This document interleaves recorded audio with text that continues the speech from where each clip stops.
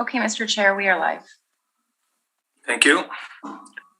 Morning, everyone. I'd like to call the meeting to order and acknowledge that we're on Treaty 1 in Dakota Nation's territory and the traditional homeland of the Métis Nation. I'll introduce the members of the panel today. In the North Committee room is Ms. Lori Davidson and Mr. Robert Filick. The secretary for today's hearing is Ms. Cara Belshaw. Representing the City of Winnipeg Assessment Taxation Department is Mr. Jonathan Spacek. Also observing is Mr. Narendipal Dunjal. Am I closer? You're very close. Thank you. And my name is Stu McPherson. I'll be chairing today's hearing.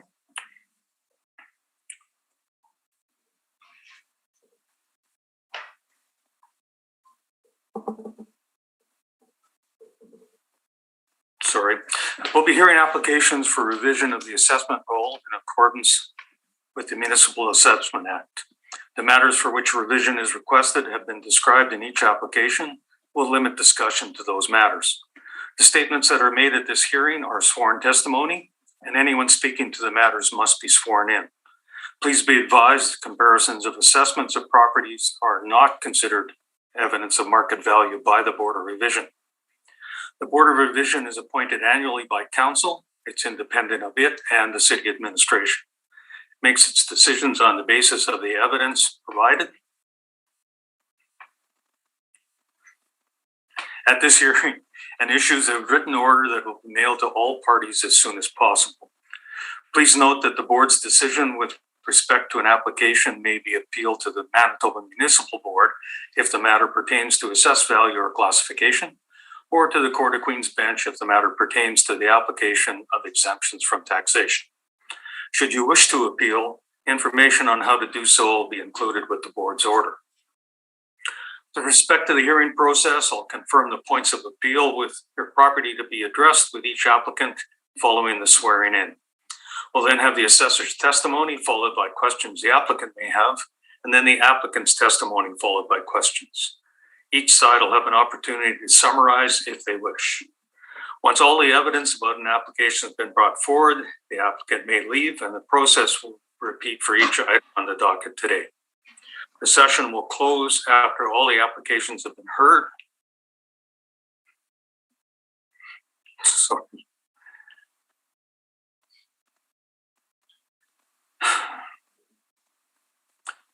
The Board will deliberate in private and make its decisions. You'll receive the Board's decision by registered mail as soon as possible. Just as information, all public hearings are live streamed, recorded, and will be part of the public record. If you have a cell phone, please put that on silent, and I'll ask the secretary to swear the parties in, please. Mr. Assessor, for the record, can you please state your name? Yes, my name is Jonathan Spacek. And do you affirm the evidence you will present today is the truth, the whole truth, and nothing but the truth? I do, yes. Thank you. And Mr. Applicant, for the record, can you please state your name? And do you affirm the evidence you'll present today is the truth, the whole truth, and nothing but the truth? Thank you. Thank you. Good morning, Mr. Smith. You're here representing the owners of 4 properties. Is it the amount of assessed value only that we're dealing with in each case? It is, yes. Thank you. We'll just deal with them as they're listed on the docket. So the first item will be number 4, 115 Pembina. When you're ready, Mr. Assessor, we'll hear your evidence, please. All right, thank you, Mr. Chair, and good morning, everyone. Does everybody have a copy of 115 Pembina open? Yes. Perfect. I will begin. We're looking at roll number 1202150710, also known as 115 Pembina Highway. We are looking at the roll year for 2022 on all of the properties today. It says a reference date of April 1, 2018, and the assessed value for this property is $996,000. It is a one-story office built in 1973, and we have an effective year of 1982 on it.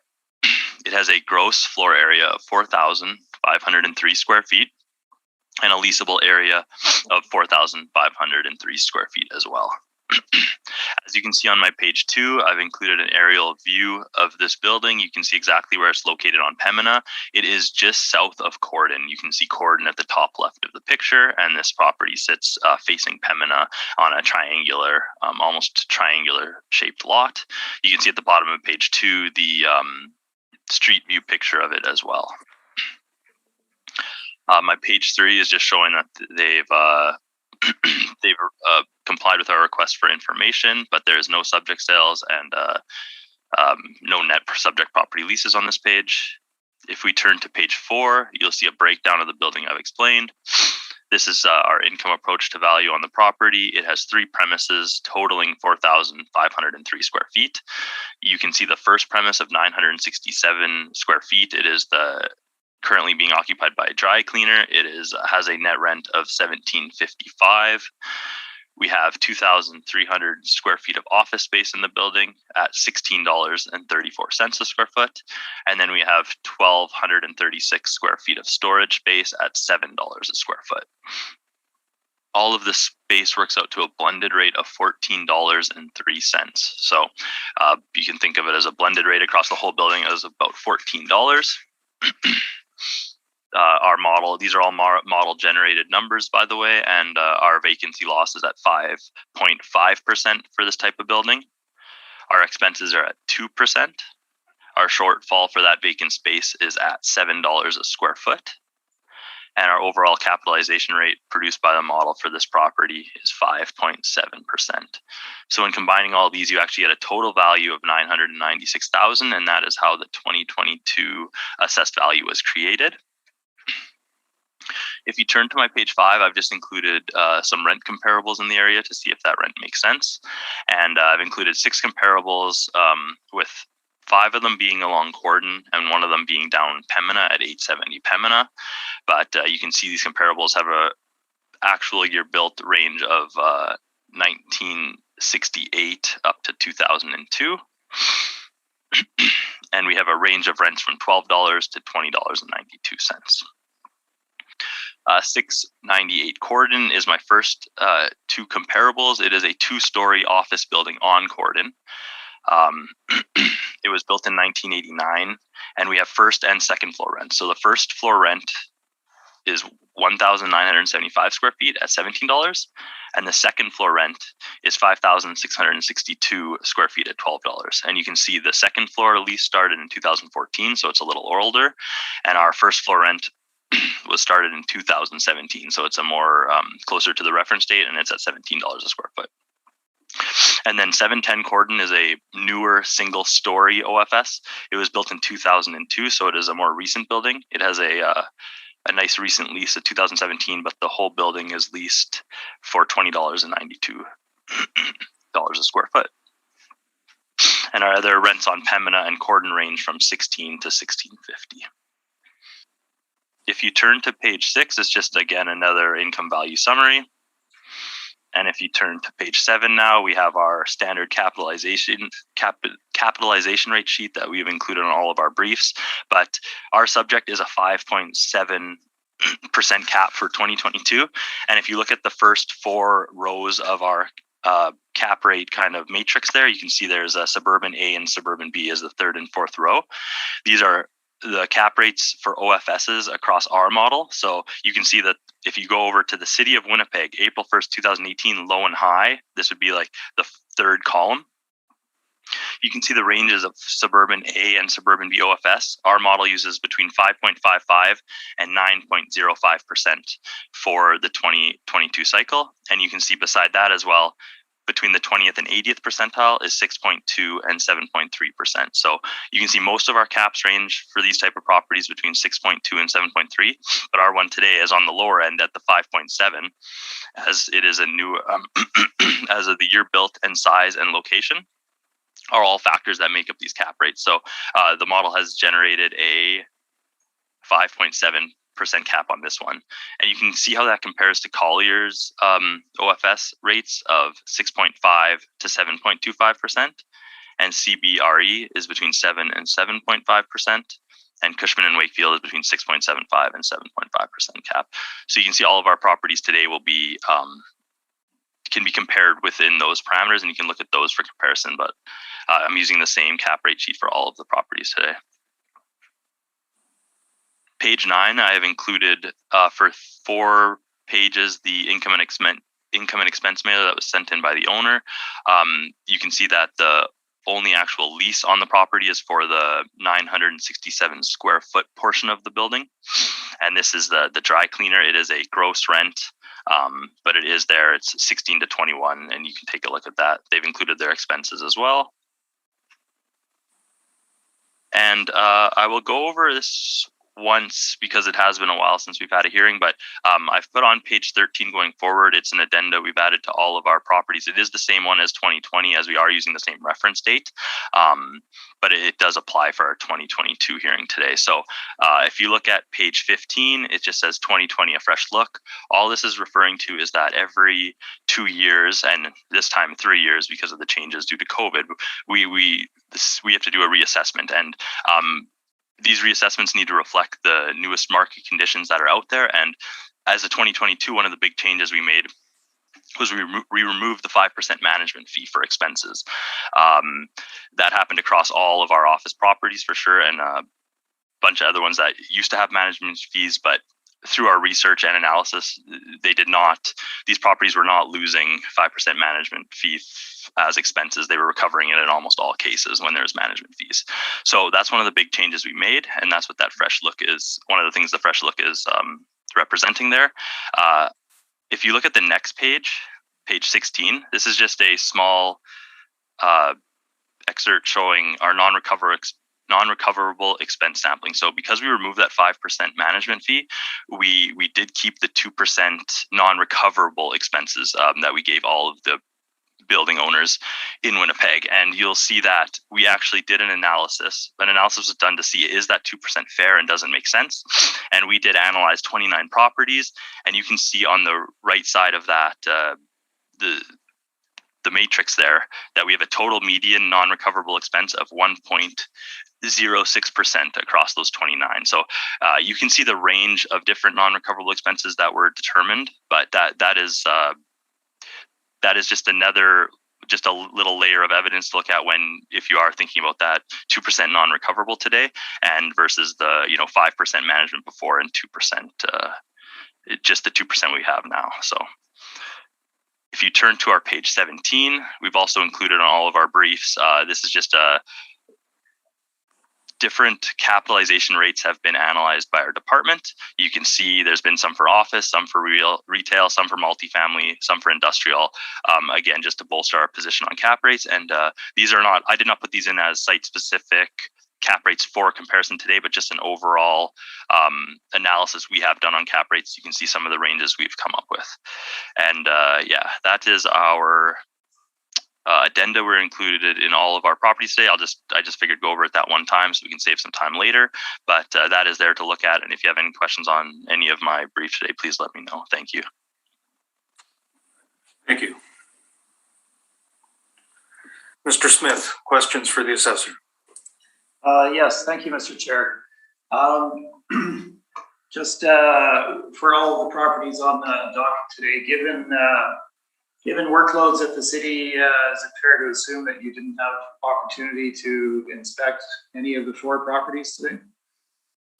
I did not go in person to any of these 4, but I did look when they were last inspected by each different person. Okay, thank you. Looking at the rent comparables that that you have on your page number 5, the first property, 698 Corridon, you've mentioned it's a modern 2-story office, I guess, kind of in the heart of Corridon. Is that correct? Yes, I believe I referenced that. Yeah. Sure. Okay, and we've got we've got rents for 2. I'm assuming these are built-out offices. Is that accurate? Yeah, built-out office space. Okay. So, and we have rents there of $17 and $12. Yes. 710 Corridon, the 1,920 square foot unit, also in that same vicinity. This is the M Group Chartered Accountants, is it not? You are correct. Okay. I believe that was purpose built for them. Was that not the case? Is it not still owned by them? Yeah, On a- I'm not sure if it's owner occupied. No, from my understanding, it was a net rent, but that's what it was reported as. 870 Pembina. This is just north of the Pembina underpass, I believe. Two-story, large, relatively large office building. Is that? Yes, correct. Okay, and that's, I'm trying to remember the name of the organization. There's a law office and an engineering association that are in there, I believe. Is that the property? I believe that is correct. Okay. And then the last two properties, I believe, are boutique retail on Corridon. Is that? Yes, yeah, smaller one-story retails. All right, and then just having a quick look at the cap rates, and the city's range is from 5.55 to 9.05. The subject property originally built in 1973, not as an office building at that time. Is the 5.7% applied largely because of the size of the property? I don't know what percentage kind of builds up that creation of the cap rate, like if it's more location or if it's more size, but I don't know the exact, but the size is a reason. When it's smaller, the cap is lower. Okay. And the 20th to 80th percentile is 6.2 to 7.3. Yes. Okay. And the main market participants are indicating a low end for suburban office of 6.5, and 6.25, I believe, for Class A suburban. Yes, I agree. Okay. Those are all of my questions. Thank you very much. Thank you. Ms. Davidson, questions for the assessor? Just one that the others were answered. In terms of the rents, like you have the three components of the building, why is the dry cleaner at $17.55 versus the office at $16.34? Like, what's kind of creating that? The main factor that drives that rent being higher for the smaller spaces are economies of scale in the model. So a unit that is smaller garners a higher rent in most cases, and just that principle in general carries when comparing a 2,300 square foot unit to a 967 square foot unit. The model is going to drive that higher rent for that smaller space. So that's why you see the difference between 1634 for the larger space and then 1755 for the smaller space. Okay, that answers my question. Thank you. Thank you. Mr. Phillick, any questions for the assessor? One question I do have is on your page 17. Yes, sir. Page 17. Yep. And you show retail and I seem to have lost the page. I'm sorry.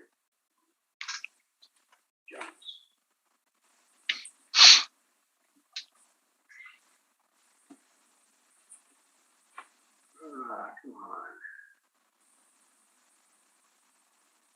on. What category would this property fall?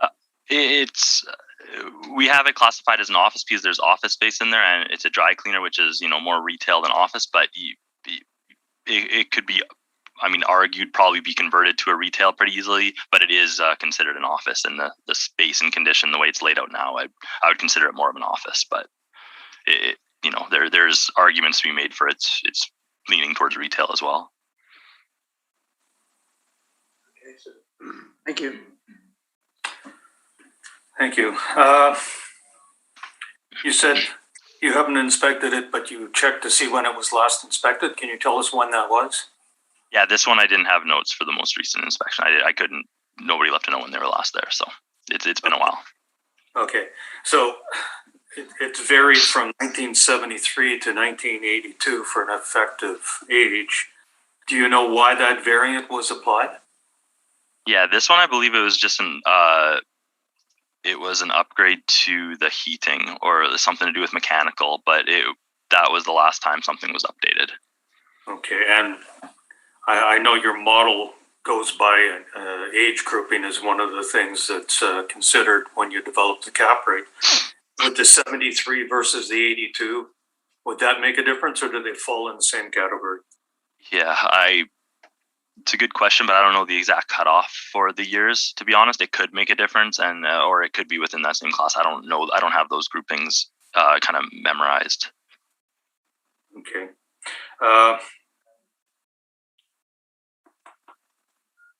And did you happen to? Well, I guess there was only one tenant in this building, so is it safe to assume that the owner is in the other space? Yes, I believe Scotia Investments is the using the office space from the last update I saw. Okay, and the storage. Who has the storage? That's the owner, or is that? That's a good question. I don't know. I'm assuming the owner, but I don't know. It's not listed as rentable space on the mailer or included in that lease at all. And do you know where that storage space is? Like comparatively to the office and dry cleaner, I'm not sure. No, I know the dry cleaner was. I know the dry cleaner used to be bigger, and it's gotten smaller space over time to that newer, smaller lease, but I don't know how that storage space and office space is split up. Okay, and there's no basement in this building. It's just surface. I believe that is part of the main floor of that storage space, but I could be mistaken. I thank you. Mr. Smith, when you're ready, we'll hear from you, please. Okay, thank you, Mr. Chair. So our property today, 115 Pembina Highway, is a converted dry cleaning plant, originally built in 1973. It was and is owned by Scotia Investments, as noted. So the owner of Scotia Investments owned the dry cleaning plant and facility there, and they actually did all of the dry cleaning on site. So it was actually where the work was done, not just a drop off point. So that was the origin of the building. He has since converted the building from dry cleaning plant as he sold that business. There is still an outlet for dropping off your dry cleaning in one small portion of the building, as you can see on their I&E that was submitted. And the owner of the property uses the balance of the building as office space for himself, which we'll run through here briefly. So building was originally built in 1973, wood frame. It has still has the wood deck, as you can see when we get into the photos. Let's turn to my page number 3. It is office space. It would be OFS, I believe, would be the city's categorization for it. Sits on a site area of just under 11,000 square feet with a leasable area of 4,503 square feet. The parking on site, if I can get you to flip to my page number 9. Wait for everybody to get there. Parking is located at the rear of the building, and there's relatively few spaces there. There's 10 stalls, somewhat awkward to get to given the dimensions of the lot, and one of the stalls has to be taken up by the garbage bin for the property itself. So that is the site. It's located just to the south of Confusion Corner on southbound Pembina. Let's look at the photos of the property briefly, beginning on page number 4. We have 2 exterior photos, one of the frontage, one of the rear parking area. Top of page 5, again, the rear of the building. You can see on the northern sector of the building there's an overhead door, grade level overhead door. That was originally where the dry cleaning was brought in and shipped out from. The owner has converted that essentially into his garage / storage space, which I'll show a photo of as well. And then we can get into the interior itself. Page number 5 at the bottom, quick photo of the interior of the dry cleaning drop-off depot.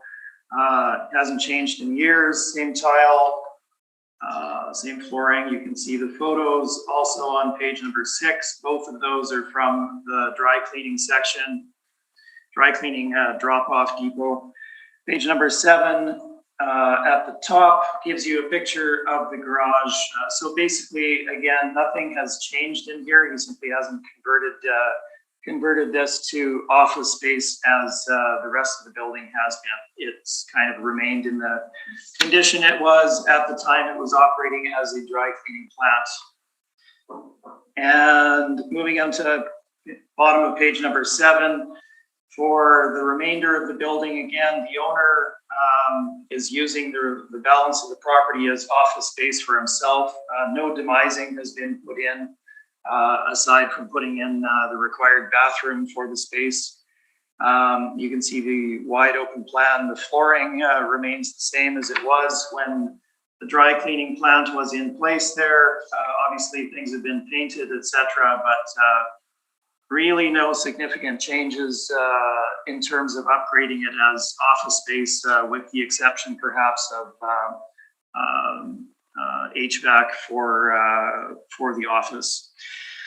So page number 9 gives you a bit of a description of this. I've probably run through most of it.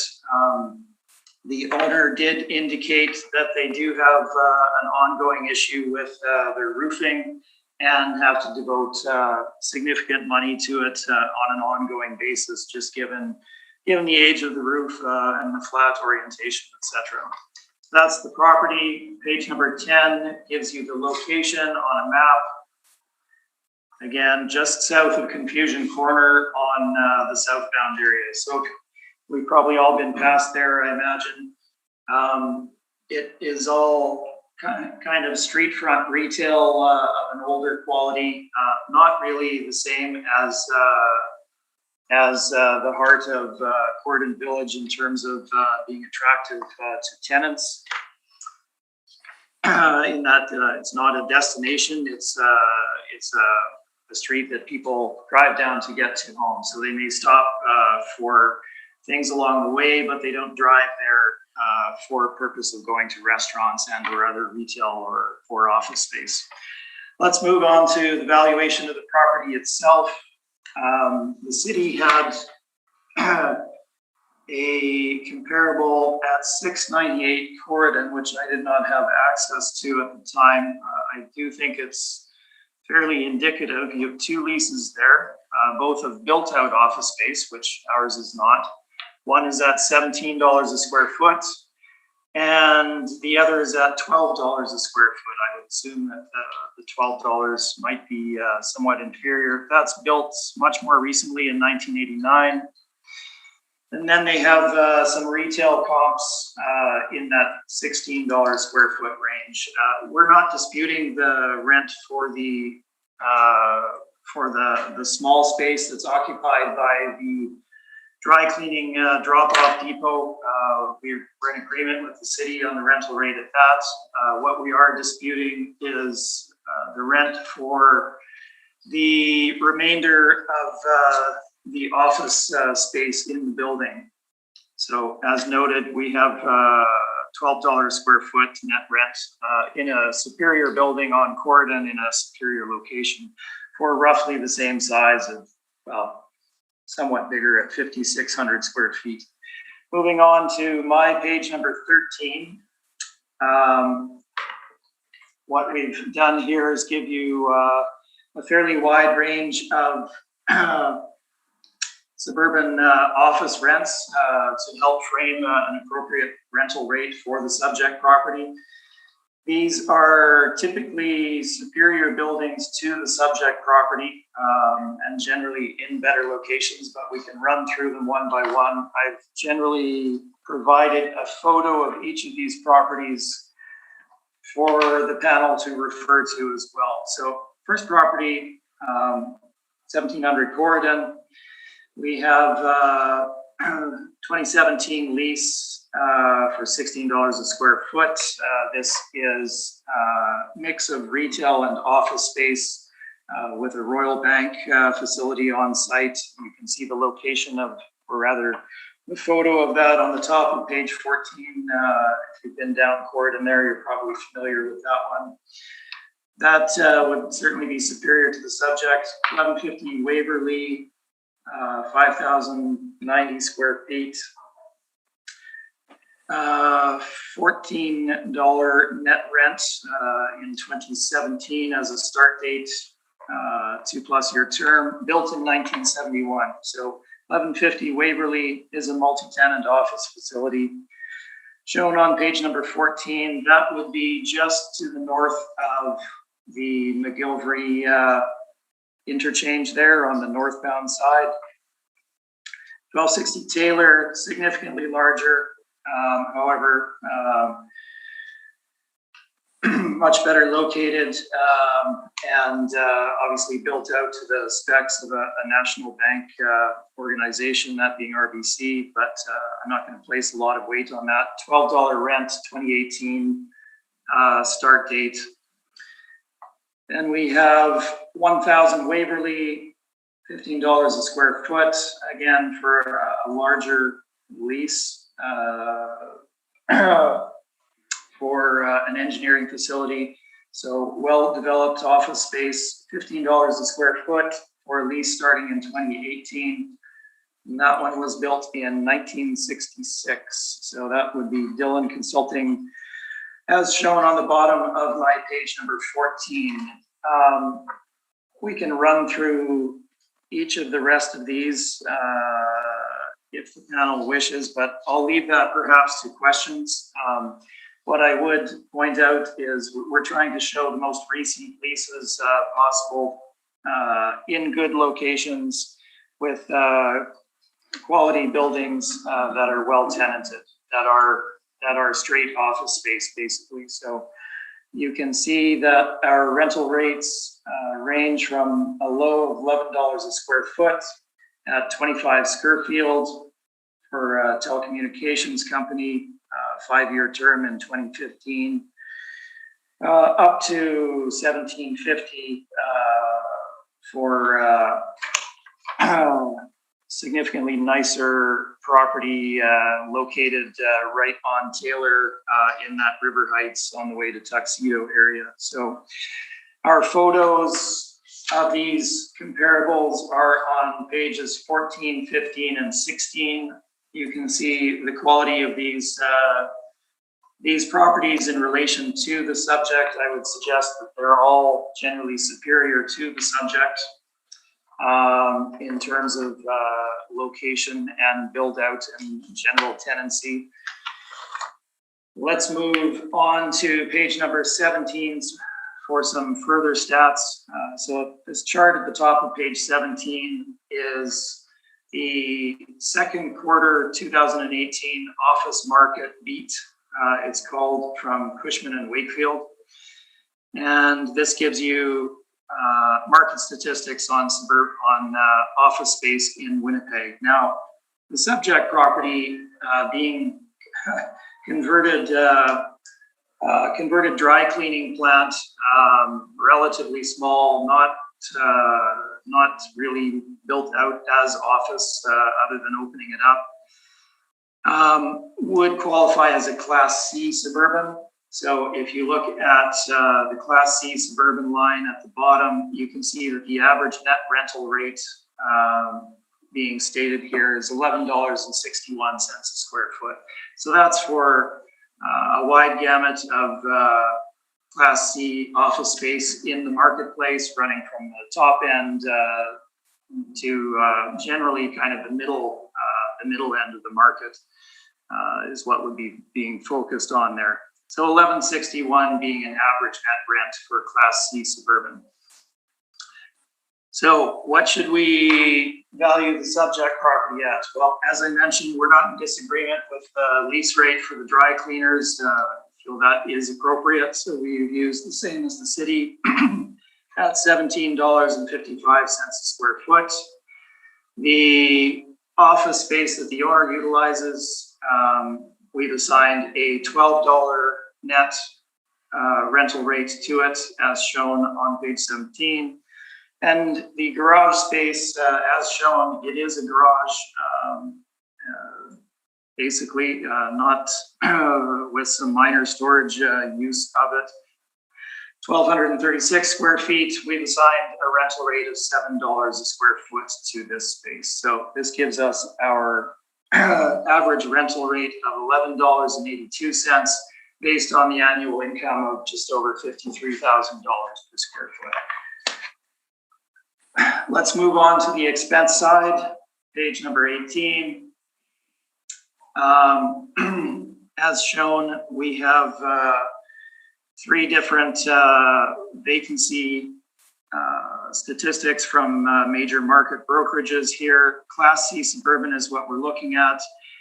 And we have Cushman and Colliers indicating between 8% and 16% for vacancy. Now, for the subject property, we're looking at an owner-occupied situation. So I've not asked for any increase in vacancy, and we've used the city's vacancy of 5.5%, despite it being shown to be under market.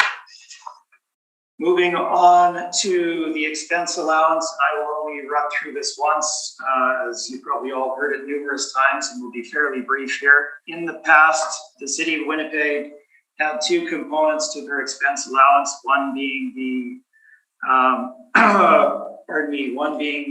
2% replacement reserve, essentially for exactly that, replacement of components of the infrastructure of the property itself. And then there was what was termed a 5% management fee, which was never a property management fee, but was intended to recognize the non-recoverable costs that an owner incurs in the operation of any investment property in the city. So let's look at the basis for this. This was many cycles dating back, I believe, to the year 2000 or shortly thereafter that this structure was in place by the city. So what is the basis here? Appraisal Institute of Canada has a definition for many things, one of them being the income approach to value, and they state that the calculation of net operating income is to include, if you look at my page number 19, and the highlighted line there, you have potential gross income minus vacancy equals effective gross income minus operating expenses that are paid by the landlord, stabilized annual expenses. And that gives you your net operating income. So what is included in these operating expenses that are non-recoverable? Well, the standard non-recoverable operating expenses that cannot be recovered from tenants typically are, as shown in the middle of the page, professional fees, legal or accounting or other typical professional fees, landlord work, leasing commissions, tenant improvements, owner repair and maintenance, exclusive of structural repair, marketing for the property, tenant inducements, that being free rent and or other inducements offered to tenants in order to bring them into the facility in a competitive marketplace, credit checks of potential tenants, and in some cases, property management fees when they're excluded by the lease documents of the tenants themselves. So a significant range of costs that cannot be recovered from many tenants in most situations typically. While at my prior place of work, we conducted a 3-year historical review of properties that we had full access to year-end income and expense statements in order to determine what these costs amounted to. And if you look at the chart on page number 19, you can see the results of that study. So we had 2016 through 2018. And the averages for non-recoverable expenses in the first column are without any tenant improvements, as that's a point of dispute with the city. So we have a range of 9.6% to 13.5% with an average of 11.5%. Non-recoverable including TI, 10.6 to 14.2 with an average of 12.7%. This was based on property counts of between 45 and 47 properties included in that study. So as you can see, the amount is actually higher in our study, as well as in studies of other agencies, than the 5% that is typically allowed by the city of Winnipeg in past assessment cycles. So we're simply asking for the reinstitution of that 5% non-recoverable allowance in addition to the 2% structural allowance. I will not repeat that in the remainder of our hearings today. Trust that that will cover that section for us moving forward. Shortfall allowance, we defer to the city's 7%. And we can move on to capitalization rate for the subject. Again, I'm just going to point out that the material that the city presents has a low of 5.55 as far as capitalization rate for suburban offices. The subject property is a converted dry cleaning plant with basically an open plan office with no further demising and or improvement. It certainly wouldn't fall at the low end of the range despite the size of the facility itself. The updated age, I think, may also contribute to that 5.7% the city is assigning. Again, you've seen the photos. It is more representative of its original age than an update. The capitalization rates discussion in my report is on page number 20. Let's refer to the chart at the top of the page. We have the three of the main national commercial brokerages represented here in our chart. As you can see, for suburban class B, which the subject I would argue falls below, we have Cushman stating a cap rate range of 6.75 to 7.5, Collier's 6.5 to 7.25, and CBRE 7 to 7.5%. So none of them are below that 6% range. All of them starting at a minimum of 6.5%. Following that, we have our own cap rate study at the bottom of the page. Relatively recent sales, all significantly, typically, most of these are significantly larger than the subject. So in terms of apples to apples, they're not exact. You can see the size of them being significantly bigger and the price paid. However, these were office transactions in the marketplace and gives you an indication of what was paid in terms of capitalization rate by investors in the market. These are what they felt were appropriate cap rates to base their purchases on. So we're looking at a low of 6.2% up to a high of 10% for a very old building on Donald that was updated. Now, the majority of those fall in that 6 to 7+% range, typically following the major market brokerages statements with regard to the range of capitalization rates for suburban office. Now, looking at the subject property, it is relatively small, so there will be more purchasers for that. However, it's not built out as office. It is a former dry cleaning plant. And looking at the material available, we feel a cap rate of 6.5% is most appropriate for the subject. So page number 21 gives you a comparison of my valuation of the property adjacent to the city's valuation of the property. So you can see the differences. I've shown you how we arrived at our rental rates. We've deferred to the lower vacancy rate of the city despite indicating higher amounts. This is an owner occupied. We're not going to ask for additional vacancy.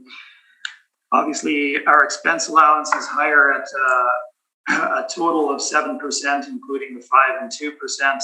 And then we capitalize our NOI at 6.5%. Now this gives us a final market value of $693,000.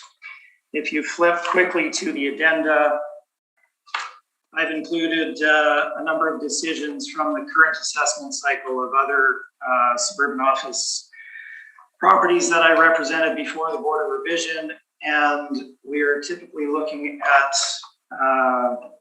capitalization rates in that 6.5% plus range. We've got two at 6.55% here, including significant office property at 865 Waverly, and I believe the first addenda item there at 185 Provencher specifically includes the additional 5% for non-recoverable expenses.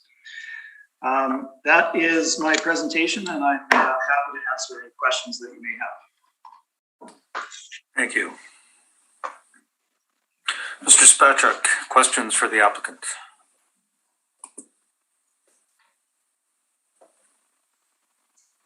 You'll just have to unmute yourself, Mr. Spachuk. Thank you very much. Just a quick question on the last thing you presented there. A board revision order was this from the 2020 cycle? You're saying they kept the 5%? Yes, if you look at the first one presented there, 185 Provencher, you can see it stated on the order. And this doesn't, but there's been lots of decisions that haven't granted that, correct, from the board revision level? There's been a variety. Typically, I've found that in my experience, it's more of them are including 5% and are not. I believe if you look at the other material presented, you'll see that it's based on the net operating income that I had presented, which also includes 5%. So just providing background for the panel. And so this doesn't, the way the board revision works, does this set any sort of precedent for the hearing today, or is this hearing today a separate hearing based on the evidence presented today? Yeah, excuse me, let me interject there that let's not dwell on this. These are orders from other properties, and we don't have the full information as to how they were derived. So the board will be placing whatever weight they think is appropriate on that. Okay, thank you, Mr. Chair. That's all I was wondering. Is that your only question then, Mr. That is my only question. Thank you.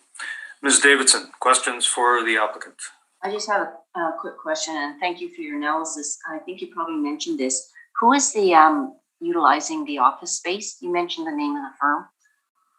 Yeah, it's Scotia Investments is the property owner. Okay, and how long have and it once was fully a dry cleaner, and now it's segmented into the two. How long has the investment firm been there? He has, well, from when he sold the dry cleaning business and they moved it out. I don't have a firm date on that, but it was within the last 10 years. Okay. Probably more like 5. Okay. Well, thank you. That was your only question, Ms. Davidson? Yes, thank you. Thank you.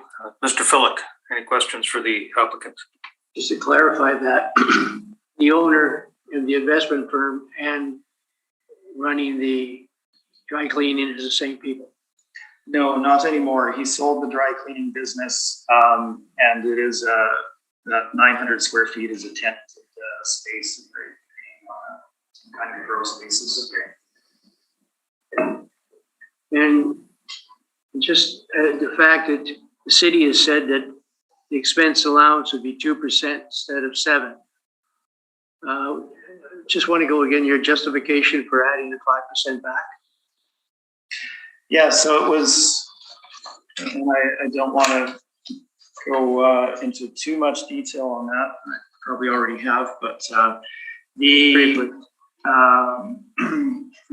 the national governing body for appraisal in Canada, so Appraisal Institute of Canada, gives guidance as to how to appraise properties, obviously, and provides definitions. And in arriving at net operating income and going through the income approach to valuation, as I'm showing on pages 18 and 19 there, they state that operating expenses that are paid by the landlord, so non-recoverable, have to be deducted from the effective gross income before arriving at your net operating income. And then I've provided the categories that fall into non-recoverable expenses, typically that a landlord is responsible for. Thank you. Thank you. Thank you. Just further to that, Mr. Smith, you say that there's been a significant property count, 45, 53, 47, within the 2016 to 2018 range when you're doing your non-recoverable study. Is it safe to assume that those are a mix of properties, office, retail, industrial? Yes, they were all tenanted properties, but it is a mix of both retail, office, and industrial.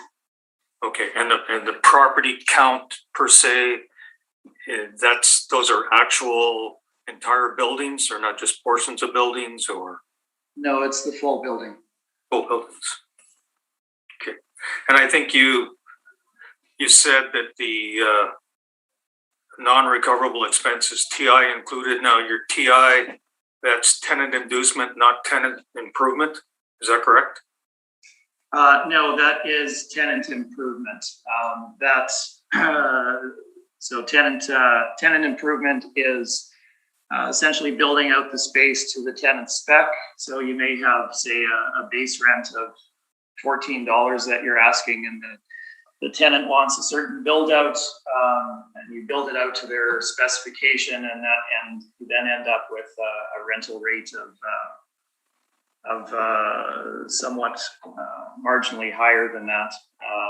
But typically some of that improvement cost is not recovered from the rent and essentially covered by the landlord. So the inducement of free rent or whatever is included in the non-recoverable expenses in both cases then, is that correct? In both with columns, no yes. TI and TI included. Correct.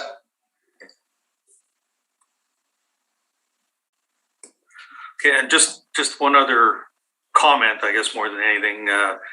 You said 1260 Taylor, you said that it was built out to bank standards because it's RBC. But is that not a call center? It is indeed a call center, yes. So not built out as a bank. Sorry if that was misleading. I didn't intend it that way. It is a call center, but they've built it out for that purpose. Okay. On that site. But I think you said you weren't placing much weight on that particular property. Given the size of it, etc., and the differences, I'm not going to place a lot of weight on that. Simply looking at well-located suburban leases, but again, we can't really compare a space of that size straight to the subject property necessarily. Okay, thank you. And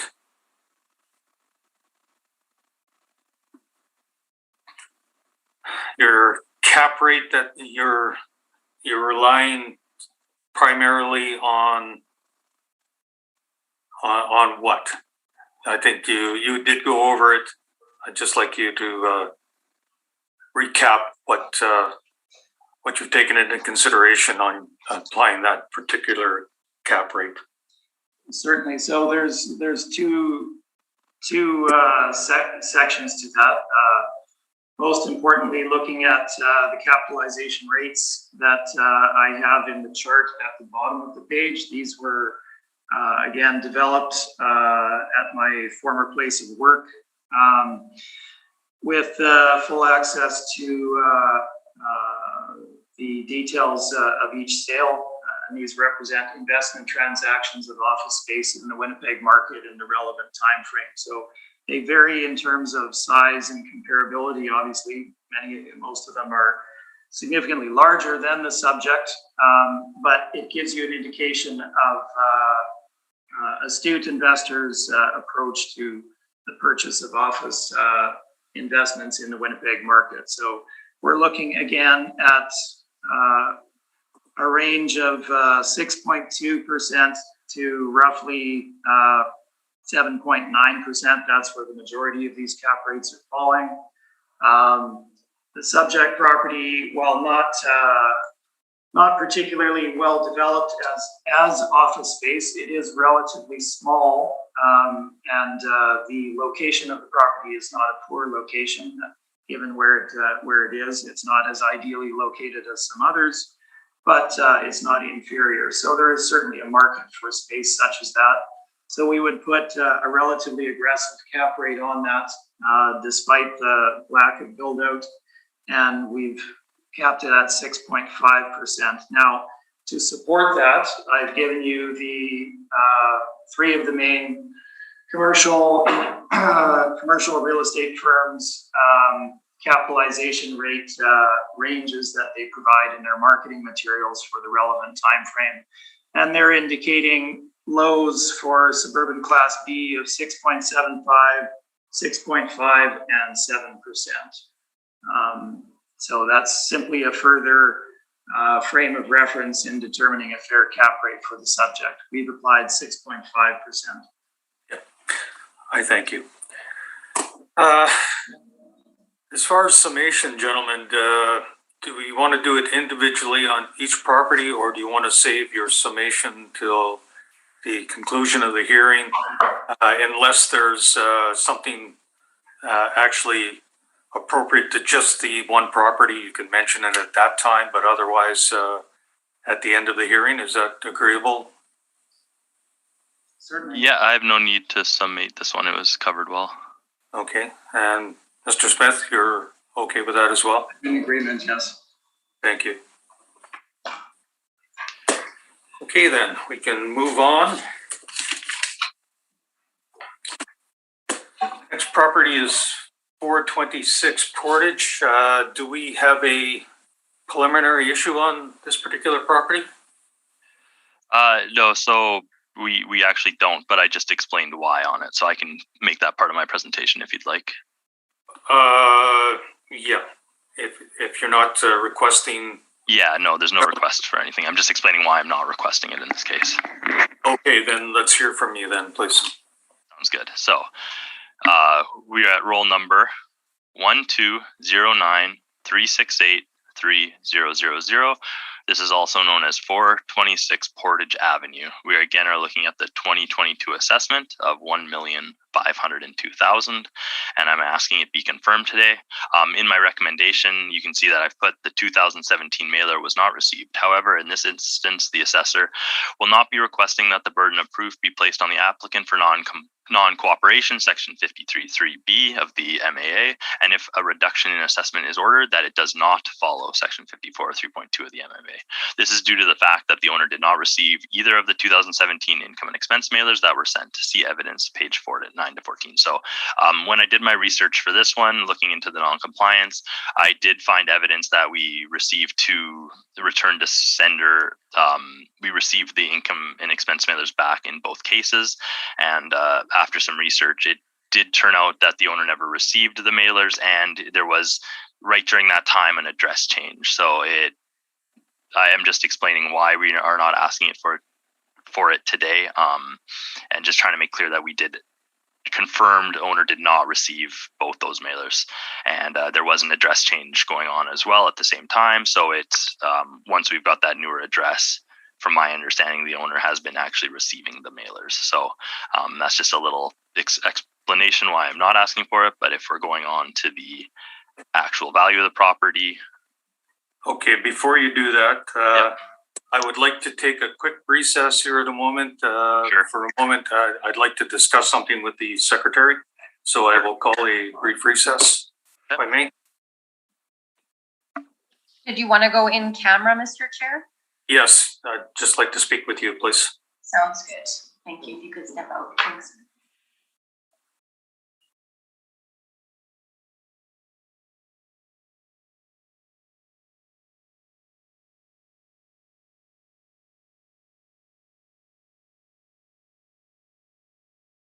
Thank you. I'll call the hearing back to order. Sorry about the technical difficulties that we're experiencing there, but we will resume. Mr. Assessor, you were about to give us your valuation information for 426 Portage. So when you're ready, we'll have you continue, please. All right, I am ready. How am I sounding right now? We can hear you. Perfect, thank you. So we're at 426 Portage Avenue. This is two-story office downtown. You can see it's located between Vaughan and Kennedy, facing Portage. As on my second page, we'll show you some pictures. This building was actually built in 1927 with an effective years built of 1972. It has a wall height of 25 feet. It has a gross floor area of 13,476 square feet and a leasable area of 12,900. It also has a land to plan area of 1.02, as many of these downtown buildings do not include any parking.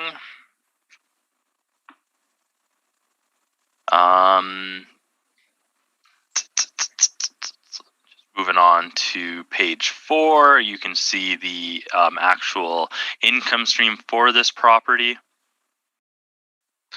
It has 4 premises. The first premise is C9 office, retail, basement, leasable. So you can see there 3,400 square feet of the basement is considered leasable. And for this age of building and condition of that basement space, it is gets $6.72 a square foot for the basement space that's leasable. And then if you go to the 4th premise, there's our substandard basement. So 1,500 square feet of the basement is just considered substandard basement, more towards storage, but it is garnering a rent of $327 for 1,500 square feet. And then you can see our second premise is 2,500 square feet. That is the main floor of this building. It's at $1,191 a square foot.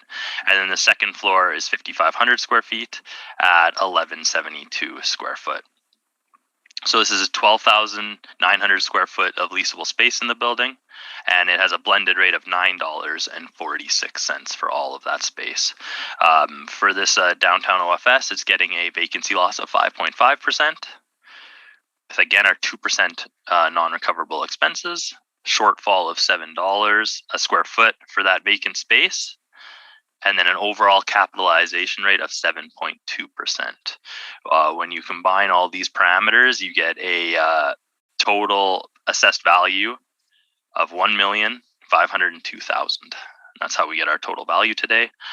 If you turn to page 5, I've included some OFS, so some 1 and 2 story office space, and some OFD, which is what we consider like the old office downtown, which are you'll see my first 6 properties are OFS and my bottom 4 are OFD. You can just a building like this, it does have some of those qualities of the larger, older downtown office building. So I did like to try to compare both of the rents. But for my OFS properties I've taken, like you can see 155 Fort has 2 units, OFS. It was built in 1928, but with an effective year of 1974.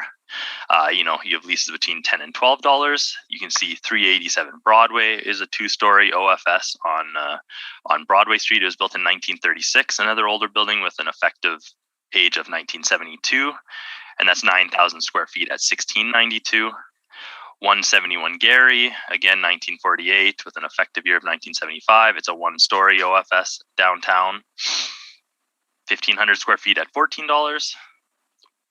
114 Gary is a much larger, 114 Gary and 180 Main, I'll just leave off for now. They're much larger spaces at 74,000 square feet and 39,000 square feet, so they're not as applicable.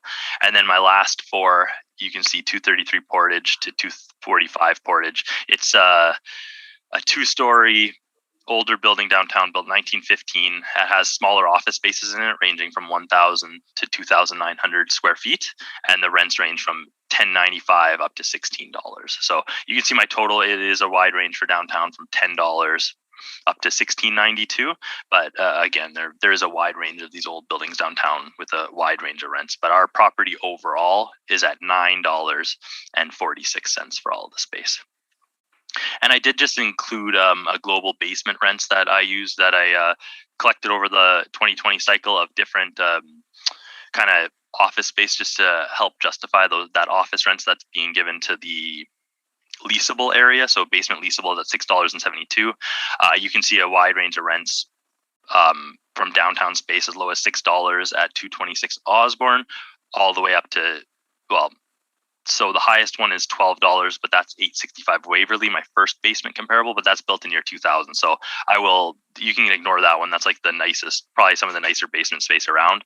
But we do have a range of basements rents from $6 up to $11.75 across the city. And you can look at those. We have a total income value summary on page 6.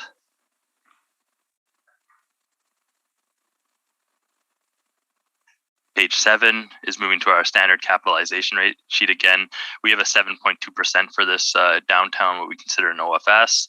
And you can see that same range as we talked. It's actually with like the same range that we used for the last property, but the different columns, 5.5 to 9.05. And then if we're in the 20th and 80th percentile, we're between 6.2 and 7.3. And our property is at 7.2 on the high end, again, due to it being an older building. The page 9 through 14 is just the evidence for why I'm not asking for the non-compliance. And then page 15 through 20 is the same addenda that I've added and went over on the last appeal. So all those points bringing forth again, but that is my presentation for this one. If you have any questions, please let me know. Thank you.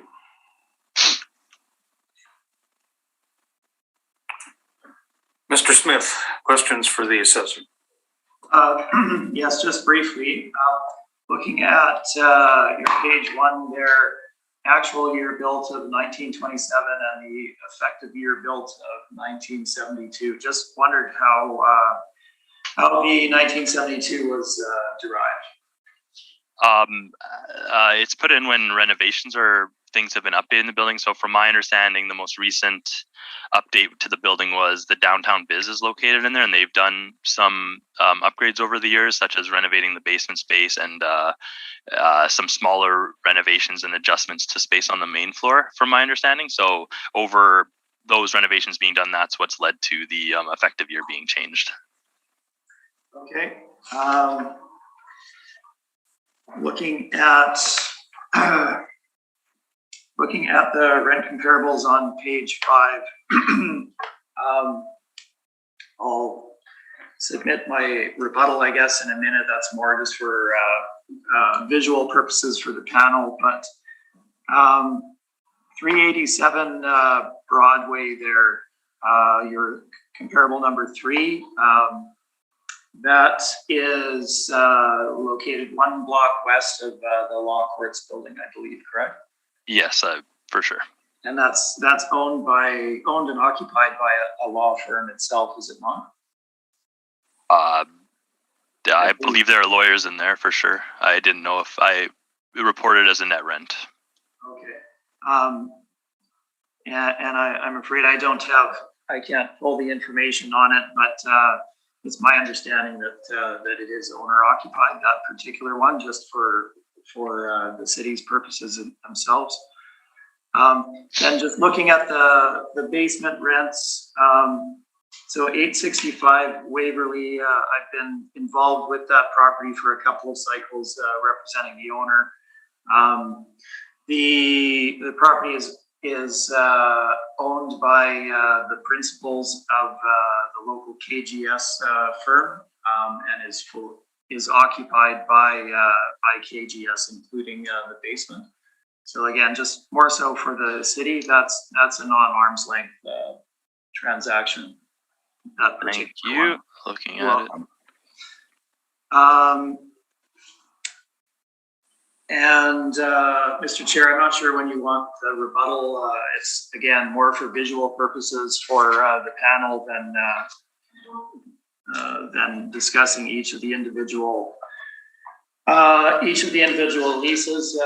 Should we talk about that at this point, or? Yes, I think you should submit that now. If you're, is it primarily photos to show these? It is entirely photos, more for, again, comparative purposes, so the panel members can know what the lease comps that are before them are. Yeah, if you want to submit those at this point, you have no objection to that, do you, Mr. Assessor? If it's just visual? No, that's fine. Yeah, fine with me. Okay, so I have placed the rebuttal in that folder, Mr. Chair. You should have access to it. I will check, and hopefully I do. Which folder? Let's go to the folder, the file. Oh, yeah, down here, sorry. And there it is. So open up your file folder at the bottom one. The file. Or you close it out there. Yeah. So what, open it? And there it is. 21,237 applicant rebuttal. Do you have it, Mr. Assessor? Sorry. He does not have it. Let me send it to the assessor right now.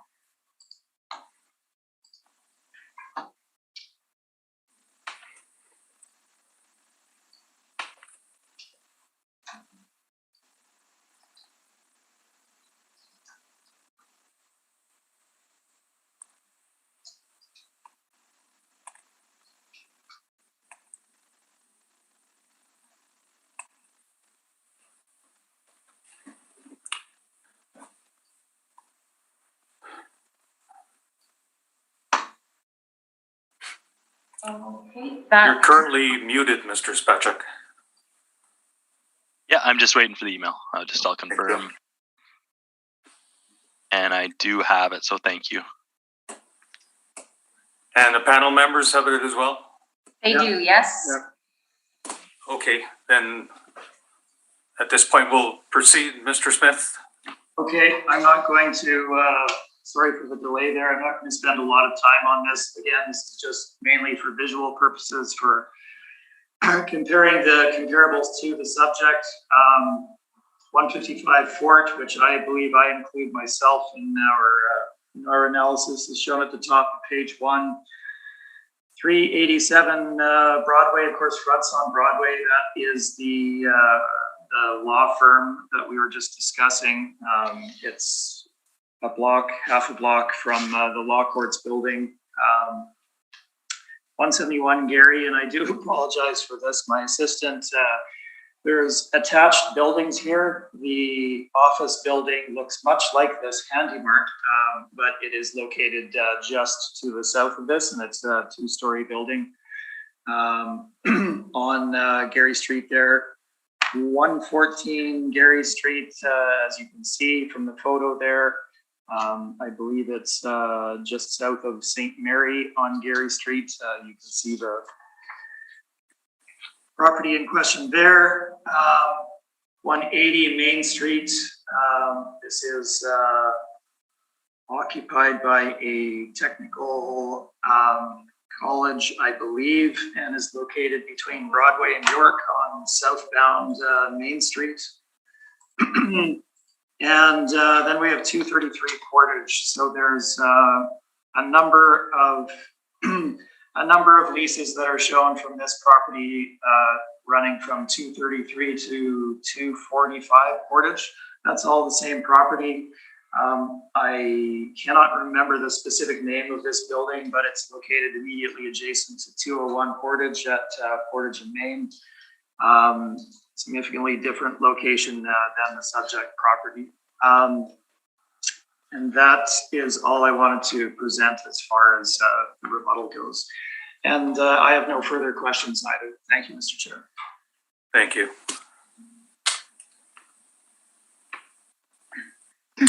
Ms. Davidson, any questions of the assessor? Yes, just a couple of questions. In terms of this property, are all of the numbers, including the rent comparables you used, are they all model driven? Or was anything selected or adjusted? You'll have to unmute yourself, Mr. Spatcha. Sorry, I gotta get back into it.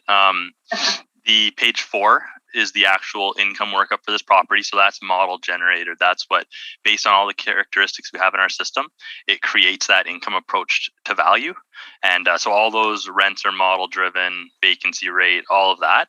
And then when you turn to my comparables on page 5, those are actual leases in place for those buildings I've listed. So those are what the current tenants in those spaces are paying for that rent. So what I'm doing is I'm using those comparables, actual leases in place to the, like Mr. Smith has provided pictures to some of those, but those places I'm using to compare to our model rent to justify. So for example, that the main floor space on page 4, which would be the C2 standard office space of 2,500 square feet and 5,500 square feet, they're coming in at $11.91 and $11.74. So I'm providing a list of comparables downtown, trying to show or prove that, hey, this rent is perfectly fine for this location. So yeah, all those rents on page 5 are actual rents in place, actual market rents being paid by tenants as of the reference date. And then my page 4 is all model generated numbers that I'm trying to justify with those rents that are in place. Okay, thank you for that. And has this building been inspected by you or one of your colleagues recently? Yeah, the last time it was inspected was July 18th, 2017. And we had a coworker go in and update some of the business assessment based on some of the how the space was configured in there. So that was the last time somebody was through from our building. Okay, thank you very much for that. Those are all my questions. Thank you. Mr. Phillick, questions for the assessor? I have no questions. That was my only question as well, the inspection date, the 2017. And would that have gone through the entire building, or would that have just been triggered by a new tenant moving into a certain premise? From the notes I read, the person went in and did go through the whole building as the owner wanted some of the second space changed as well, second floor space. So I believe he went through the whole building from the note that was left. Okay. And is it safe to assume that your evidence regarding the 2% non-recoverables is the same as the argument yes, made? Thank you. That will carry forward for the other properties? Yes, my addenda is Right. for all 4 properties the same. I thank you. Mr. Smith, when you're ready, we'll hear from you, please. Okay, thank you. So the property we're looking at is 426 Portage Avenue. It is originally built, as shown in 1927. It was a Bank of Montreal bank at that time and for many years thereafter. It is currently fully leased by the Downtown Biz. They expanded into the second floor. However, they were in place on the main floor before that time frame and made no adjustments to the main floor space. I think there were some minor changes made to the second floor space to accommodate their particular needs when that change happened. And there is some basement space in the building, which we'll get to as well. So page number 3 of my brief gives you some background. Again, built in 1927, the building consumes the entire site, which is 5,639 square feet in size for the site. We have an above grade area of 8,000 square feet, including first and second floor. And then we have a basement area of 4,900 square feet, giving us a total of 12,900 square feet. This matches the city's information as well. So let's move into the photos of the property. Actually, I'll take you to the location to begin with. Page number 12 gives you the map. You can see the red dot there for 426 Portage Avenue. You can see that it is on the south side of Portage Avenue towards the west end of downtown. So south of Portage Place and located just to the east of the Bay building on Portage Avenue there. So that is the location of the property. The site description is shown on page 11. As you can see, it consumes the entire site that it sits on. Now, looking at locations for office space in Winnipeg, obviously there's a variety of buildings in downtown, and location matters significantly. This west end of Portage Avenue towards the Bay is certainly older and certainly in less demand than areas around Portage and Main, areas on the St. Mary Strip, and some of the north-south roadways as well within the downtown region. So the site, or rather the location of the property itself, is not a big drawing factor for potential tenants. Subject property, let's look at the photos quickly. Page number 4 gives you an exterior, and then a shot from the street frontage, so you can see the location adjacent to the Bay downtown there. And we move into the interiors. The first one on the top of page 5 is kind of a lobby area that was overly large. They put in some small meeting rooms there at the front of the space. And then we move into the tenant space itself. Page number 5 at the bottom, you can see a good example of the build out there. You're working with an older building and having to work around many of the demising issues that causes with pillars, etc. You get some relatively choppy spaces inside based on the layout of the structure. Page number 6. This is not the front, not actually the front reception area. It's an additional, what looks like a reception area further inside the space. Again, somewhat chopped up, as you can see, and you can see the column penetrations in the space there as well. Bottom of page 6 shows you main floor looking up to the second floor. On either side of the center of the space, you have these open sections for natural light to come in. Being an older bank building, they do have a number of vaults in space, as shown at the top of page 7, which are largely unused. At a maximum, there's storage space for boxes, etc. Page 7 gives you an instructional space on the second floor, I believe, which would have been one of the spaces that had some renovation done to it. And then we move into the basement space itself on page number 8. So it's relatively institutional in look. You have that flooring such as you would find in hospitals or schools, just basic walls and open ceiling with pipes, etc. The page number 8 gives you the single space that is used as, again, an instructional or meeting space in the basement. This is that room there. And then we have kind of a lunchroom at the top of page 9. As you can see, it's concrete surfaced on the bottom. Boulder walls really hasn't been improved in any extent at all. And then stairwell back up to the main floor. So that's what the basement space looks like.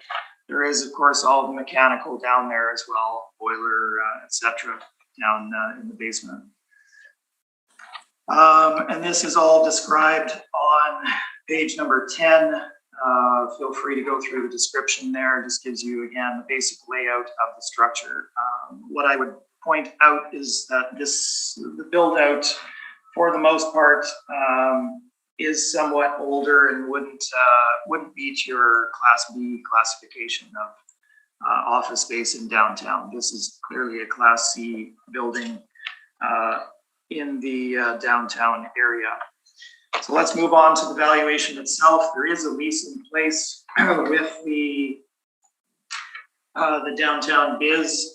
It is for the entire area, and they pay on a gross basis, so gross, not net, $11.93 a square foot for their space, including first, second, and basement. Now, if you were to deduct the typical operating costs, which generally are higher in an older building such as this, let's call them $7 a square foot, for example, you're going to end up with a net rent that would be in the $3 to $4 square foot, $4.50 square foot range. Probably not appropriate for valuing the property overall, but that is what is being paid for the property on a 4-year term starting in the 2017 year. So that's actually laid out, I guess, in my text on page 15. So roughly $4.50 to $5 a square foot is kind of what you're looking at.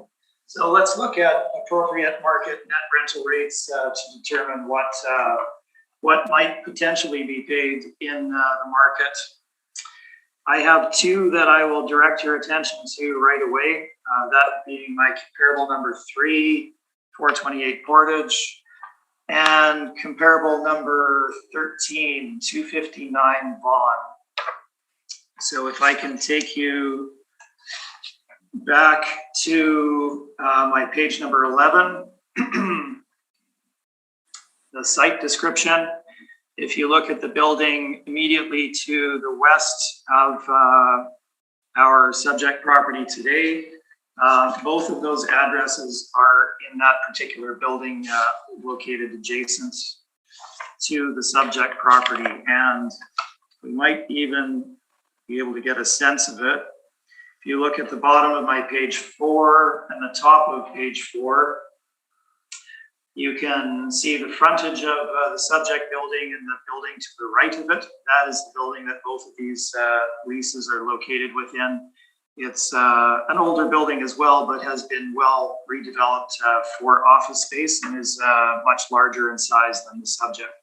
Bottom of page 4 also shows you an image of that building with, I think it shows the Tim Hortons in the base of that particular property. So let's look at those leases. Comparable number 3, 428 Portage, built in 1928.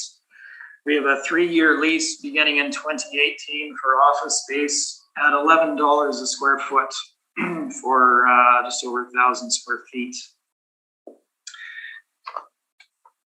Comparable number 13, 259 Vaughan, same building, built in 1928, 3-year lease, 2015 start date. We have a $10 a square foot rental rate for a 3-year term at that location. So immediately adjacent to the subject property, in close in time in terms of the start date of the leases. Buildings of roughly the same vintage. This comparable would arguably be better than the subject in terms of the office spaces themselves. So would typically drive a somewhat higher rent. That aside, let's look at the comps that we have. I've given you 13 here. They're all in the downtown vicinity. They range in size. Obviously, we tried to get the most recent leases that are as comparable as property as possible. Our sizes obviously range somewhat. We have similar size property at 280 Broadway. Much newer facility, 16,240 square feet, rented at $11 a square foot, 2015 year lease over a 20-year term. Another large one, 317 Donald, $8.50 square foot lease, 2017 lease, 9-year term, originally built in 2005. 280 Broadway, 16,240 square feet, $11 a square foot. 2015, oh, that's the same one. It appears to have been included twice. My apologies for that. I'll point out number 10. This is a significantly superior property, 444 St. Mary, built in 1976, multi-story, good quality office building in the downtown. 2014 year lease, 10 years at $12.35 a square foot for over 14,000 square feet. Now, let's look at, so our comps here are generally in that $10 to $12 a square foot range, and typically these properties would be considered better located and better properties themselves for tenants. Let's look at the photos. 207 Donald at the top of page 17. We've included the same comp as the city, I believe, 155 Port. Then we have my comparable number 3, 428 Portage, immediately beside the subject. 280 Broadway, bottom of the page. 211 Bannatyne, just south of us here on the corner of Main Street. 90 Gary office space in that block fronting on Broadway towards the east end of the street. 167 Lombard is shown. That's the grain exchange building. And then we have 317 Donald, very recent construction, good tenancy, just located just north of Portage Avenue on Donald there. 444 St. Mary, as you can see, multi-story, good quality office building downtown. And then my comp 13, 259 Vaughan, immediately adjacent to the subject. So I would suggest to you that both 428 Portage and 259 Vaughan, both being the same building, just one address is around the side. The build out for this building would be considered superior to the subject. However, we have rents there at $10 and $11 a square foot. We are located immediately adjacent to that. Again, page number 20 gives you the Cushman and Wakefield 2018 second quarter office market beat, Class C, downtown office space, average net rental rate of $11.76 a square foot. The subject would fall below your average for Class C, I would suggest. We have adjacent leases at $10 and $11 a square foot. We've placed a net rental rate of $10.50 a square foot on the two upper floors and $5 a square foot on the basement space. As you can see with the basement space, it remains largely institutional. You'd be very challenged to get certainly more than $5 a square foot for it. Much of the space is not a leasable area as such. There are a couple of spaces that are meeting rooms and or instructional rooms, but you've got a lot of hallway and a lot of structural and or mechanical space in the basement there. We've applied $5 a square foot. This gives us an overall average rate of $8.41 a square foot, but it's based on market stats. $10.50 for the upper levels, $5 for the basement. Again, our in-place tenant is paying $11.93 gross, which would convert out to about $5 a square foot net. So we are significantly above that. Moving on to the expenses, we give you expense, or rather vacancy data from the main commercial brokerages, Cushman Colliers and CB Richard Ellis.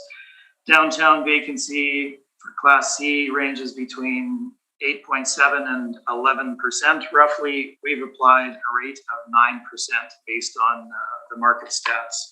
Our expense allowance remains the same at 5 and 2%. And we're in agreement with, or we're accepting the city's shortfall rate of $7 a square foot. Typically in a building such as the subject, built in 1927, that would be higher, but we will defer to the $7 per square foot. Now let's look at cap rate on page 23. Our information remains the same.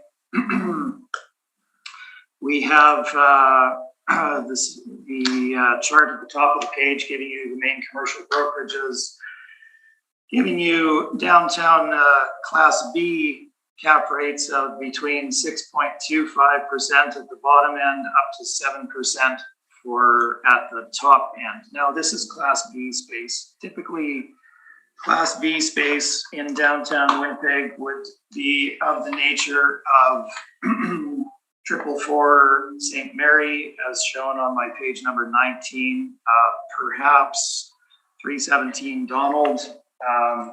That is typically what you're looking at in terms of Class B space.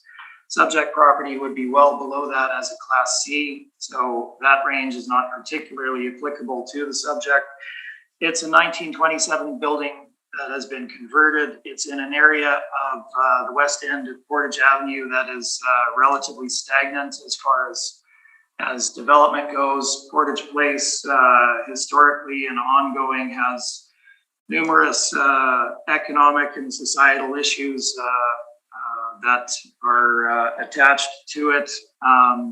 It's not an area that's drawing significant investment. I think a good indicator of this is the rental rate that is actually being paid by the tenant in place, struck in 2017, of $11.93 a square foot gross, so roughly $5 a square foot net. I think that's a good indicator of demand for space in this particular area. So looking at our capitalization rate study at the bottom of the page, we do have caps falling outside of that 7% range, falling above that. We have a converted building on Portage Avenue, built in 1908. Trading at an 8.7% cap. Similarly, one on Donald, built in 1910 and updated, trading at a 10% cap. Now, given this material, looking at the subject property and our valuation model here, we've placed a capitalization rate of 8% on the subject property. Page number 24 will give you a summary of our valuation versus the cities. As you can see, our rental rate is lower. Our vacancy is higher. Expense allowance includes the 5 and 2%, and our cap rate is at 8%. Now, looking at this, are all of those appropriate? Yes, they are. We're not looking at them in isolation. We are looking at the property as a whole. So capitalizing our NOI at 8% gives us a market value of $1,046,000 for the subject property based on our analysis of the market. Our addenda material remains the same, I believe, and that is my presentation. I'm open for questions. Thank you.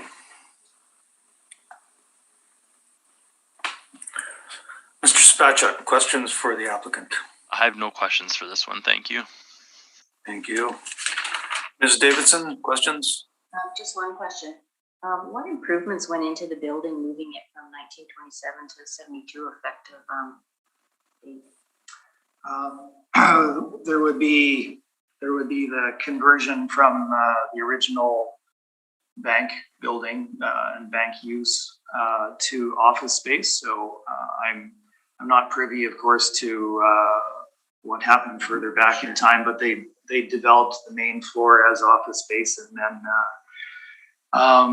established the second floor as well. I'm not sure if there was originally a second floor in there. Often it was, you know, kind of that central hallway in those old bank buildings. What year was the conversion roughly?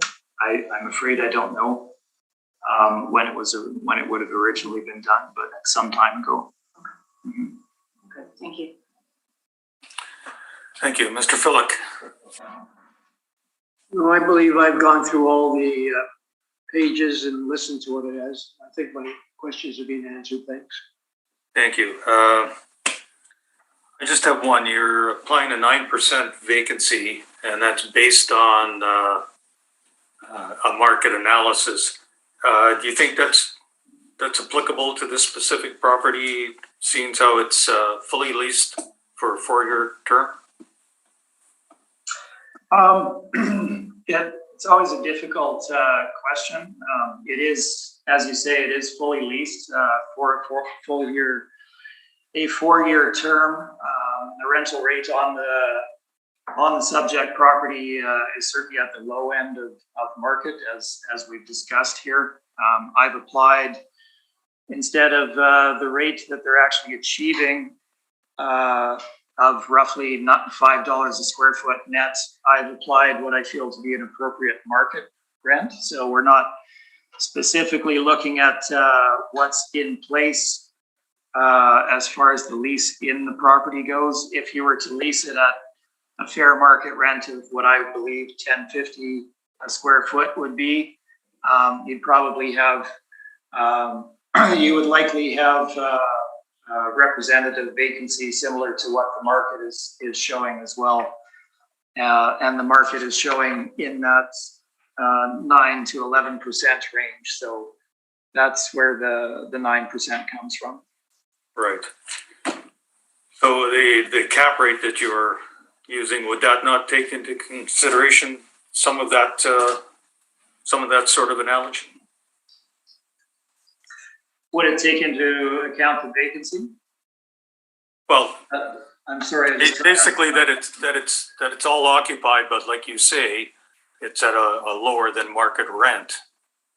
So would that not be captured in your cap rate or the strength of the tenancy? Well, the strength of the tenancy. So we're looking at kind of a public organization here, the Downtown Biz. So that, of course, is publicly funded, I believe. So there can be swings in terms of these organizations in terms of their longevity, I guess. Certainly they've been around for a while, but they're, as you can see, costs are a significant factor for them. So they are seeking out lower rental space as they have here. So I understand your question. It's difficult, right? If you were to market that property following the 2017 lease and you were getting $5 a square foot net, would somebody pay you based on achieving $10.50 a square foot net? Probably not at that time frame. We're at the valuation date of April 1, 2018. However, we're trying to value it as a standard building in the market because the rental rate is below market, we believe, despite it being in the location that it is, below an average market rental rate. So if you look at it in that fashion, I believe that the property would draw a higher capitalization rate than what the city has applied and what the commercial brokerages are indicating for good investment quality office transactions. So if you look at our cap rate study on the bottom of page 23, and you look at a number of the transactions, all of them very recent, all of them investment grade office properties, we have 7.9%, 10%, 8.7%. Two of those being older properties that have been updated, both one at 8.7%, one at 10%. So I'm not seeking, the upper end of the capitalization rate range that we saw on the market. And I'm trying to be reasonable in the valuation that we've applied by selecting 8. Thank you. And just as I asked the assessor, I will ask you as well, the non-recoverables, your arguments, evidence for that is for all of the properties we're dealing with today. Is that correct? That is correct. Thank you. Okay, thank you. I thank you. That'll conclude that property unless there's a need for a summation. Okay, hearing none, we have 2 properties left. Does anyone need a short break before we forge on, or? I would love a quick 5-minute break just to use the washroom. Okay, let's, it's 11 o'clock. Let's reconvene at, let's make it 11:10. Thank you. Okay, I'll call a recess then.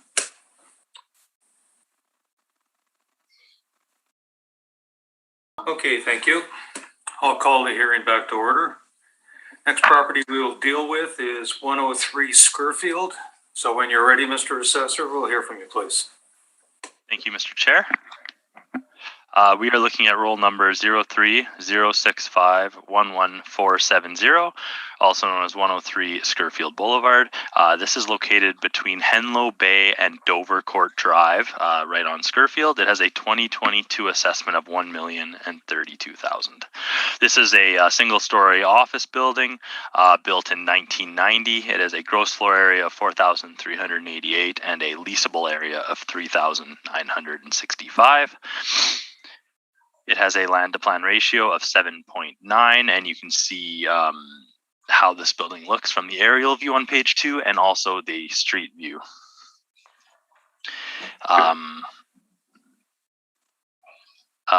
So if you turn to my page 4, we have the income workup for this property. Again, pretty straightforward.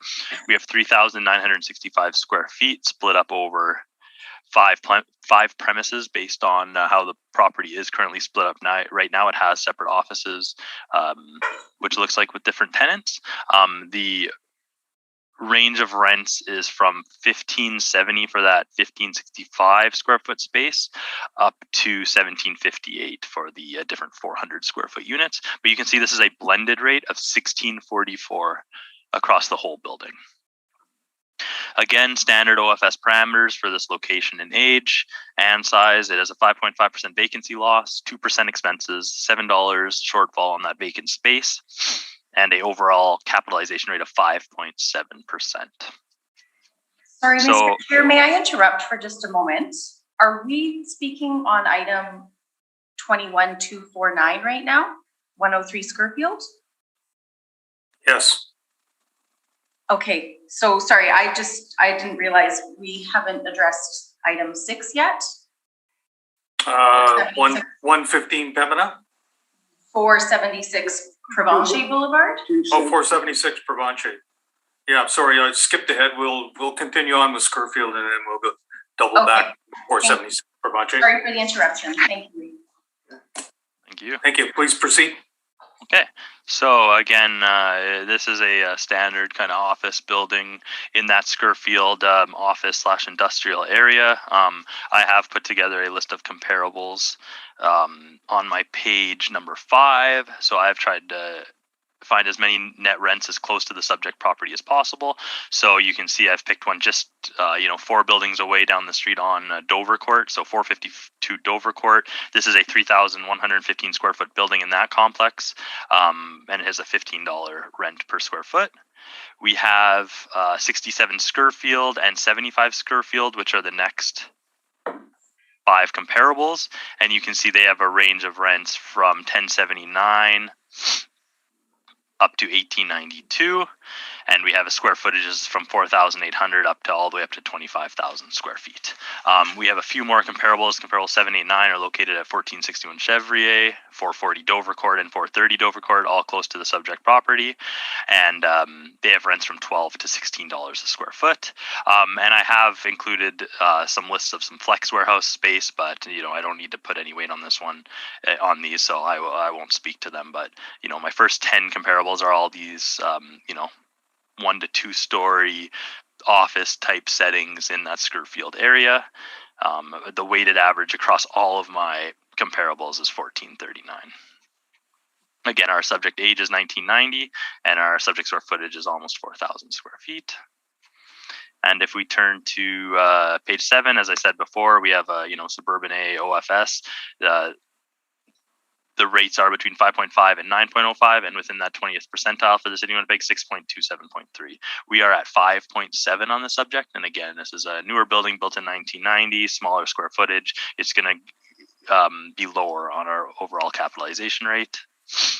I have included the mailer on page 9 to page 12. There is gross rents in place for the subject property.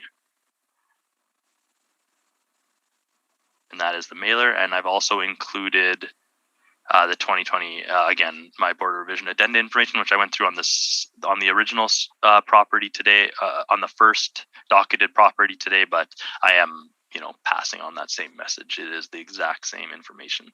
And that is my presentation. If you have any questions, please let me know. Thank you. Thank you. Mr. Smith, questions for the assessor? Yes, thank you, Mr. Chair. Just briefly, looking at page number 5 and the rent comparables that are shown there. When I look at the range of net rents, they dominantly seem to be $16 at the upper end, some in the 15 range, and then they trend down 12, 13, 12.50, etc. But the rents applied to the subject property are generally $16 and above. Just wondering how that was derived. The main floor space, like the largest portion of the space is at 1570, and then at 1565, and then the other 4 units are, due to those smaller size units, again, as one of our properties before, the economies of scale are going to bring the rents up compared to that larger space. But again, this is how the building is split up. So for our purposes, we have to split it up that way. And it's, again, so it's going to drive some, some higher rents on those smaller units, and that's pretty much it. Okay. Looking at the income and expense mailer, so I'm afraid I hadn't had access to this when we had done our valuation, but I have reviewed it here, and when I look at the total expenses divided by the leasable area, we get $10.27 in operating costs. And then when I go to your page number 10 and deduct, I've converted these monthly rents to, I've done the math on bringing the monthly rents to what their gross annual per square foot would be. So the first one is $21.53. If you deduct $10.27 in operating costs from that, it gives you $11.25 a square foot. Second one would come to $9.73 net, and we have $12.23 net for the third one, and then $11.78 for the fourth. Were the in-place rental rates taken into account in the valuation? The gross rental rates were not. No, we were again our model uses net rents, from that are reported by other owners, and then we are looking for the market value of the property. Using those net rents that are reported, we again for these gross rents, although you could, you are netting them out, so to speak. It's not the value of this property is not based on its actual performance for that reported year. It's based on how other properties, the majority of other properties are performing. So that's where we're getting those higher rents from, as opposed to what net rents are actually being reported on this, or gross rents converted being reported on this property, if that makes sense. It does, yes. Mr. Chair, I also have rebuttal on this property, but again, it's visual of the comparables just for the panel to look at. I have no further questions. I think that would be appropriate to enter it at this point. Just give me a moment.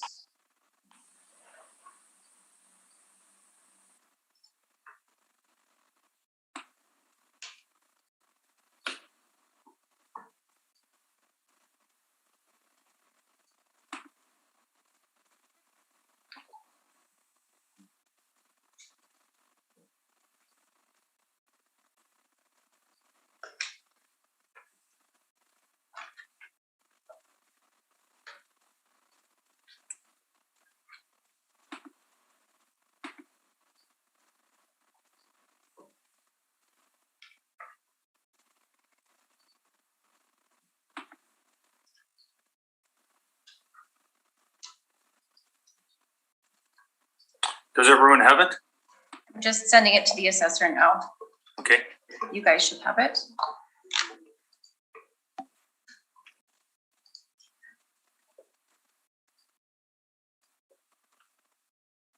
Where did it go down? Okay. I have received it. Thank you. Okay. Panel members, you're okay? Yep. Yes. Okay, I believe everybody has the rebuttal now. Okay, Mr. Everyone has the rebuttal? Yes.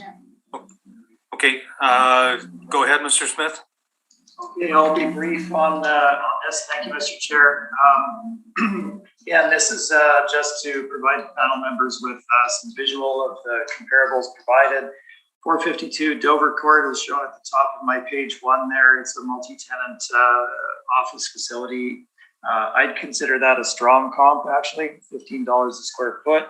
That building is somewhat superior to the subject, but size and location, size of the lease, etc., is a good indicator. 67 Scurfield would be a superior property to the subject, located at the bottom of page 1, again, multi-tenant office, but built out into a higher level of office itself. 75 Scurfield, the top of page 2, built in 93, again, multi-tenant office, but as you can see, just looking at the property, it is of a higher level of development than the subject, and the tenant spaces are equivalently nice. 1461 Chevrier, again, a pretty decent comp actually for the subject, bottom of page 2. It is multi-tenant as well, more in line with the subject property, $13.50 a square foot there. And then we have 440 Dover Court, $12 net on a 2014 lease for 9,000+ square feet. Generally superior building. You can see some of the tenant names on the front there on the podium sign, I think, at the top. Superior space typically than the subject, which we'll get into. 1780 Wellington, multi-story Class B suburban office out by the airport. Again, that would be superior. 59 Scurfield at the top of page 4. Achieving $16 a square foot there. Again, this would be a superior property to the subject, intended for multi-tenant. Finally, 5 Scurfield. This fronts on Waverly itself, right on the corner there of Scurfield, and does draw significantly higher rents typically than what you would see at the subject, and they're in the $13.50 to $15 square foot range.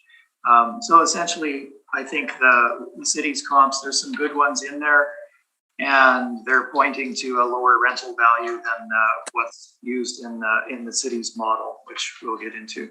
That is my rebuttal. Thank you, Mr. Chair. Is that it for your questions as well, Mr. Smith? It is, yes. Thank you. Ms. Davidson, questions for the assessor?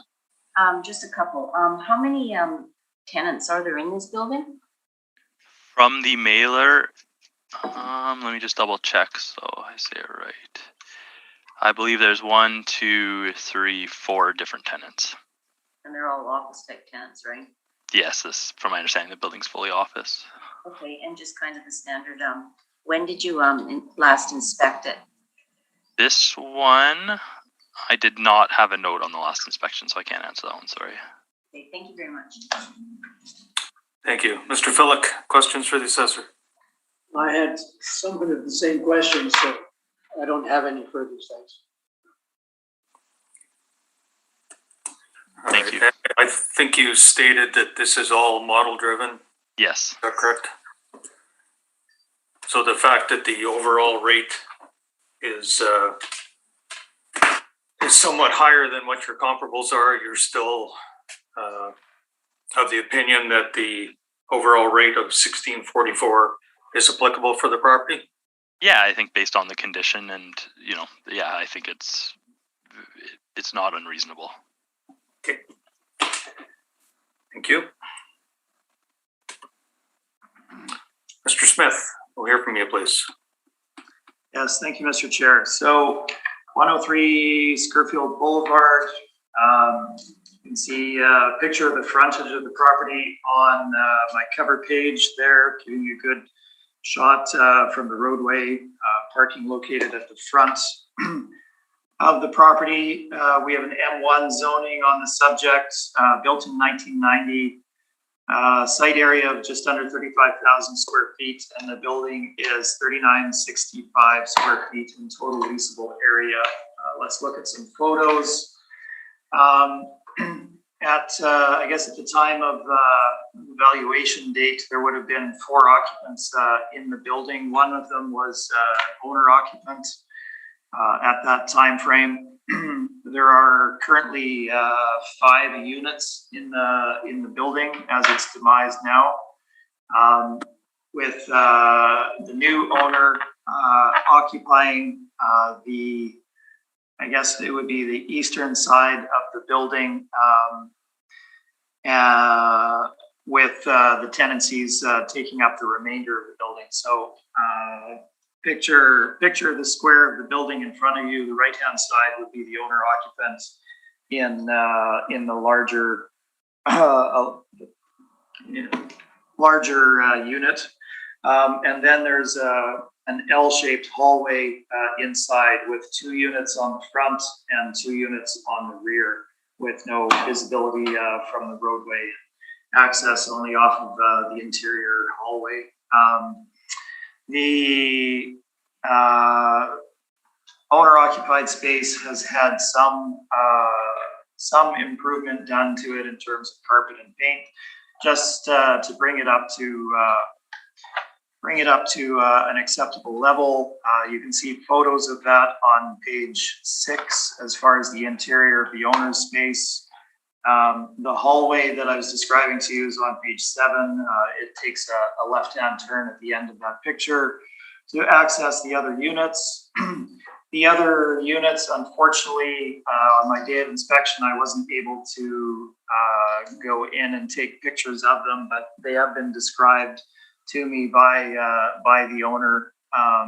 They have not seen a lot of renovation, as in they weren't updated at the time the owner's unit was, and they're fairly basic in terms of their build out. Carpet paint, generally a single office, and open space in the remainder of it. Again, 2 of the units are at the rear of the building and are accessed off of that interior hallway. So that's the property we're looking at. Location is shown on page number 8, fronting on Scurfield. There is some parking at the rear of the property as well. And then page number 9 gives you a map indicating the location within Fort Garry there. Let's move on to the valuation itself. So The property was purchased significantly post-reference, so I did not have access to the 2017 mailer as the city is presented here. Again, I'm just going to briefly refer to this. When you deduct the operating expenses, which equate to $10.27 a square foot, from the gross rents on page number 10 of the city's brief, we end up with a range of net rents between a low of $9.73 a square foot, which granted was the owner's space, $11.25,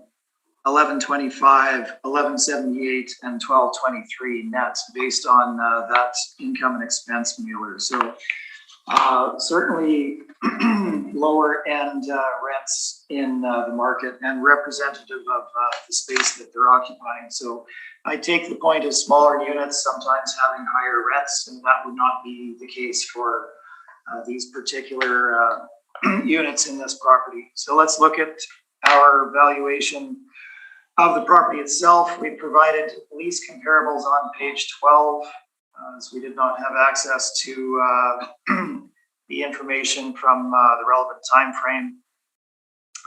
Our building in total is 3965 square feet. Our comparables here are actually the same comparables, I believe, as presented in the earlier hearing. Many of them are in that southwest area, so Skirfield, Taylor, Waverly, Lorimer, Waverly, Skirfield, etc. So let's look at the rents that are achieved here and the sizes of the units. So we have one upper end one, 104 Skirfield,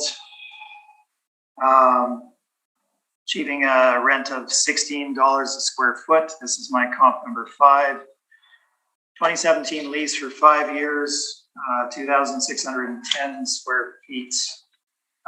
104 Skirfield, I think, is also in the city's material. Top of page number 14 gives you a photo of that property, significantly superior to the subject. Let's look at some other appropriate ones.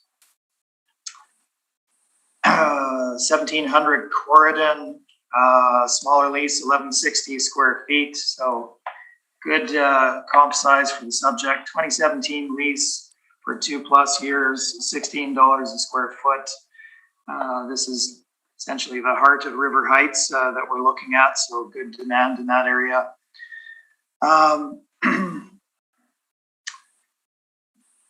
920 Lorimer, built in 2013, very recent building. 2016 lease for 10 years at $12.20 a square foot for 2,600 square feet, roughly. The photo for that should be shown on the bottom of page 14. This is flex office space, very well located in that southwest area of the city. 1540 Taylor, comparable number 11, built in 2000. $15 square foot lease for 3,600 square feet. Really nice building, located, well located on Taylor in that River Heights area. $15 a square foot for that property. A little bit older, obviously, on the lease rate, but you can see the trend. Then we have 25 Skirfield at the bottom, close proximity to the subject. $11 and $13 a square foot, essentially for smaller leases as well. And you can see the photo for that on page number 15 of my brief. So designed as a multi-tenant office facility, good build out, nice improvements, etc. And that's what they're achieving there at that time frame. So our range runs from a low of $11 a square foot up to a high of $16 a square foot for the comps that we have. The city's lease rates are generally $16, $17 for the units in this building. I don't believe that the units would achieve more because they're smaller for this particular property based on their the build out that they have. So we've applied a rental rate of $14.50 a square foot.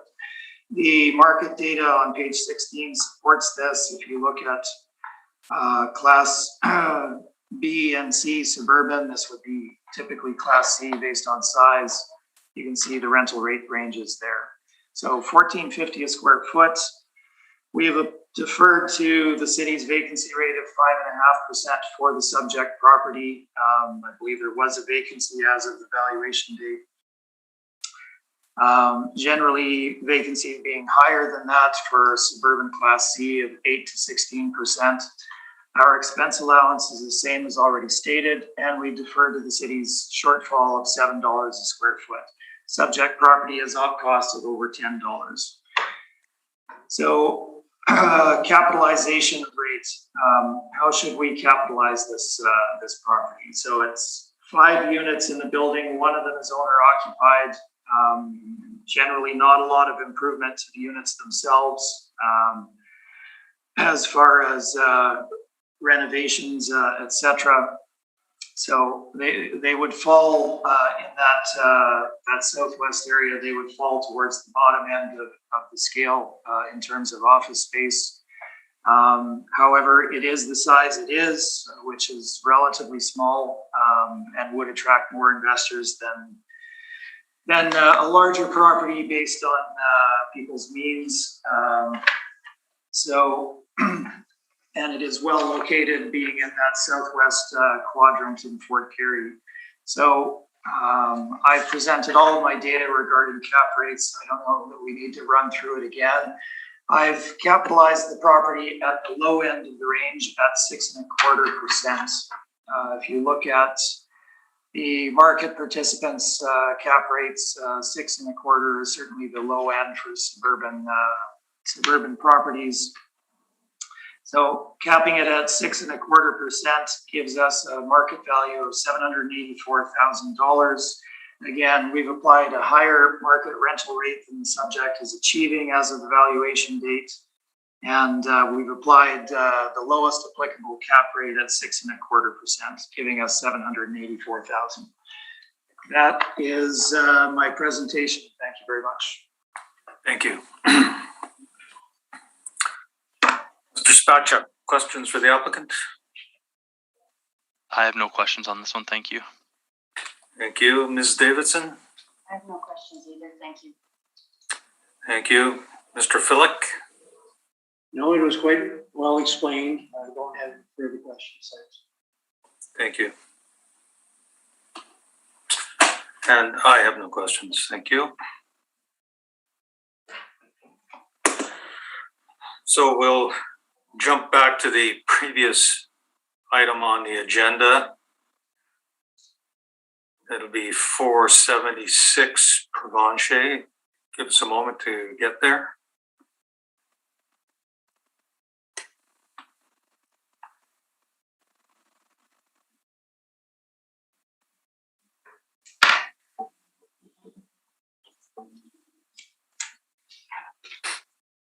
Is everybody there? Yep. Okay, Mr. Assessor, when you're ready, we'll hear from you, please. All right, thank you, Mr. Chair. We are looking at roll number 0605011150. This is the also known as the address 476 Provencher Boulevard. This is located just west of Archibald. We have a 2022 value of $912,000. This is a property that was actually built in 1988, but as an effective year of 2015 due to recent renovations in 2020. The property was purchased and then renovated into office space. So it used to be a vehicle service related, as you can see from the top picture on page 2. And you can see the second picture on page 2, how it looks like after renovations. So again, these can be a little confusing, but the fact is we are looking at the economic condition as of April 1st, 2018, but then we also have to take into account the physical characteristics of the property as of January 1st, 2022. So again, I have included the information for the renovations, and this property is being valued on that physical conditions combined with the economic conditions, the comparable. So you'll see it's as I go through my valuation here. On page 4, we have the valuation of this property. It is 3,165 square feet of standard office space with a rent of $17.68. We have a vacancy loss of 5.5%, 2% expenses, $7 shortfall, and a 5.5% capitalization rate. These combined create a value of $912,000. My rent comparables are on page 5, and we have tried to find comparables in the area.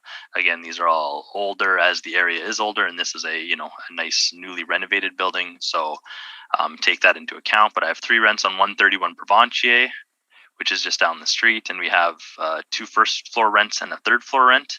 This property was built in 1987. These are all 2017 leases ranging from $14 to $17. And I've included comparable 4 through 6 as 188 Marion, 20 St. Mary's, and 222 Provencher. These are all net leases in the range of $13 to $16 a square foot. If you go down to page 7, you can just see after the building was purchased, they renovated the building. You can see the picture at the bottom of the plans on what it was planning to look like. And, the cost of construction was $500,000. I've also included the older mailer from when it was vehicle service related. It looked like it was an auto service building, but that is page 8 through 10. If you turn to page 11 now, again, we have our same cap rate sheet. This property is at, due to it being completely renovated, 5.5% cap rate. So that is on our low end of the offices, of suburban offices. And then again, that range is 5.55 to 9.05 with that 20th to 80th percentile, 6.2 to 7.3. And again, I've included our addenda, page 13 to page 18, as I went through the first time. But if you have any questions on this property, please let me know. Thank you. Mr. Smith, questions for the assessor? Yes, just briefly, page number 5, the rent comparables. I see the high end of the range here is $17 a square foot. For the comparables, but the city's used a value of a net rent of $17.68 for the subject. Is that purely based on the renovation? Yes, it's definitely higher due to its 2015 effective year as opposed to the comparables being all 1987. Okay, are we aware of any renovations in those properties? To bring them up to newer years, no. Okay, so just quickly, 131 Provencher, so there's 3 leases in there. That would be, as you head east over the Provencher Bridge, that would be the 3-story office building on the corner of Taché and Provencher. Is that the one? Yes, sir. So kind of the main office building in St. Boniface? Absolutely an office building in St. Boniface. 188 Marion, that would be on Marion, within the first 2 blocks of Marion from downtown, by the 7-Eleven essentially. Yeah, single story. Yeah. Okay. 20 St. Mary's, that is a standalone office building, 2 stories. Just over the Norwood Bridge on southbound St. Mary's, correct? Yes, absolutely. I think it has a radio station or something. Classic 107, and a financial group, I believe. Yeah. Then 222 Provencher, again, that's within kind of the heart of that Provencher industrial, or rather retail district. Is that correct? Yep. Yeah, it's just on Provencher there. Okay. Those are all of my questions. Thank you. Thank you. Thank you. Ms. Davidson, questions? Yes, just one question. Are the rent numbers that you use in the comparables and everything else, all your model numbers? Or was anything adjusted for this particular property? Just like the other one, the on my page 4, the income workup for the property is model generated rent. So the model is taking net rents from the city, other buildings that are similar office space, and it's creating a rent based on the characteristics of that building. So we have a 2015 effective year on this building, so it's getting newer buildings, it's finding comparable rents to that, and it's using it, the regression model to actually find that $17.68 rent. And then if you turn to my page 5, the comparables, those are all actual rents in places at similar, what I consider like local office space that is similar to our subject property, and those are the rents that are actually being paid by those tenants. So I'm trying to show that our $17.68 rent is not unreasonable to be obtained compared to these other properties that are actually receiving these rents I'm showing, if that makes sense. Yeah, it does. So were the comparables those selected, like the actual locations, the addresses? Those are all selected by me. Yeah, like they're all picked out by me. Yeah, and then I put them to show what they are. I look at all the comparables in the city, and I, try to narrow it down to something that's similar in size, close in age, preferably supporting our rent. All those factors go into me picking those. Okay, thank you very much for that. That's everything for me. Thank you. Mr. Phillick? I believe I was going to be asking the same question. The rent comparables, the net PSF, that is actual $17? Yeah, that's what they're paying for their, for example, that one is a 5-year lease signed April 1st, 2017. So very close to our reference date. And they're for 2,074 square feet, they're paying $17 a square foot. In the meantime, you've also got comparatives that are even close to $17. Yeah, no, there's not that many 2015 built brand new buildings. How do you justify your 17? I justify that $17. Yeah, my justification is that these buildings are built in 1987. So we have a building that's now been renovated to 2015. So I would assume and hope that it would get a higher rent than than a building that's, much older, if that makes sense. One aspect you're using actuals, and another aspect you're using your model. I mean, our model generates all the values for the properties, and then we use actuals to try to show you that this rent is not unreasonable. So I'm just trying to say it makes sense to me that a newer building that was renovated a year ago would obtain a higher rent than buildings I'm showing that are, built in 1987, for example. I would hope, that's my logic to it. You don't have any idea what the actual rent is? No, I don't know if, I believe it might even be owner occupied, like bought, renovated. So we'd have to be looking for, there might not be a rent in place on this property, if that makes sense. So that's why we have to give it a net rent or a market rent that's justified with other comparables. Thank you. No problem. So this was purchased post-reference, I'm assuming. Yes. Is that correct? Yes. Okay, so purchased post-reference, and then there was permit costs of approximately $500,000 to convert it. Yes. It was originally built in 1998, is that correct? It was originally built in 1988. 1988, okay, that makes more sense. And the 2015 variant age, do you know whether that's just an observed age or was it a calculated variant? I'm not sure who and how it was updated, but based on the renovations, it was updated to 2015. The exact how that exact date was picked, I do not know. Okay, that's fine. Thank you. Mr. Smith, we'll hear from you, please. Okay, thank you, Mr. Chair. 476 Provencher. I'll get everybody to turn to my page number 10, which gives you the property location map for the subject. I'll give you a moment to get there. So I'll assume you're there now. If we look at the property location map. You can see the red dot indicating the location of the subject on the south side of Provencher, on the far eastern end of Provencher, beyond the Seine River, and within a block of Archibald and the heavy industrial area and train tracks to the east side of Provencher there. Now, looking at the St. Boniface area, there's two main corridors for retail and office, that being Provencher and Marion, Taché, of course, running north-south.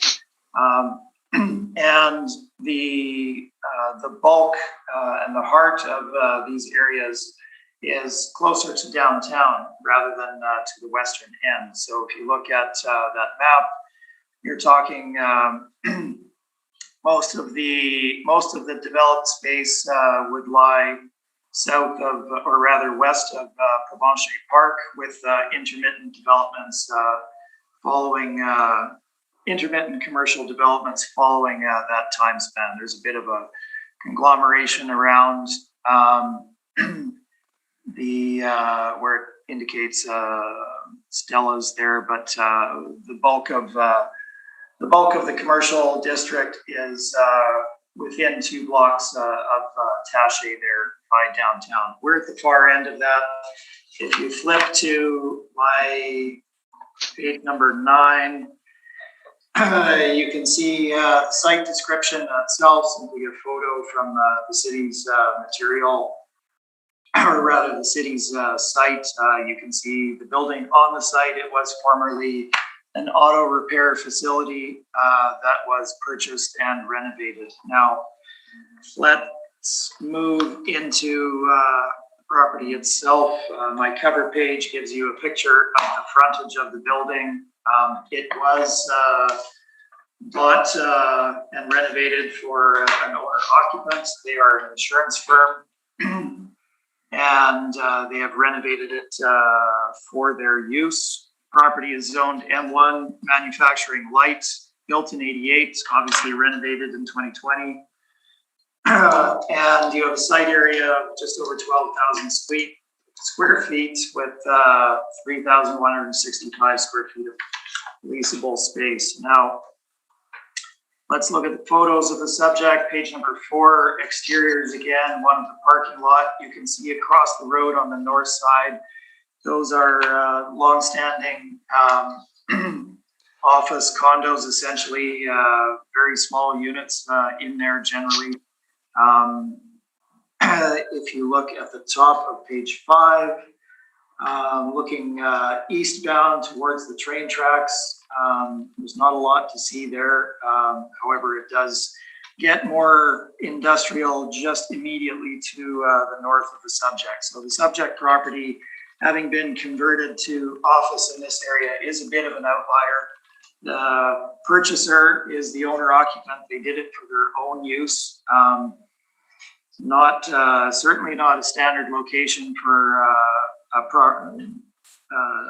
developments such as this within the neighborhood, but they have elected to do that for their own business. Generally, in terms of attractiveness, you're going to want to be in the main commercial area with supportive development around you, such as restaurants, banks, credit unions, things that office tenants will need. This has none of that in the location that it is in, and again is closer to that heavier industrial area just to the east there, including the mushroom plant. Let's move into the interior. Yes, it's been fully renovated. You can see the photos of it on bottom of page 5 and onwards. It's basically largely open plan with a little bit of demising. And they've put in some mezzanine, open mezzanine area as well, which just fits under the code, I believe, in terms of proximity to the roof, as you can see at the top of page 7. And then they have some breakout rooms as shown on the bottom of page 7. And that is pretty much it. That is the renovation, so fairly straightforward. Let's look at the valuation. I didn't have a lot of great information from St. Boniface. However, looking at the city's comps, we have office leases in better locations by far than the subject property, all typically in that $13 to $16 square foot range, topping out at $17 a square foot, again in what I would call the premier office building on the corner of Taché and Provencher. So kind of framing a range of $13 to $16 in my mind by material presented there. Again, all of these better located. Our comparables remain the same as the earlier properties. Unfortunately, I didn't have great St. Boniface information regarding office space.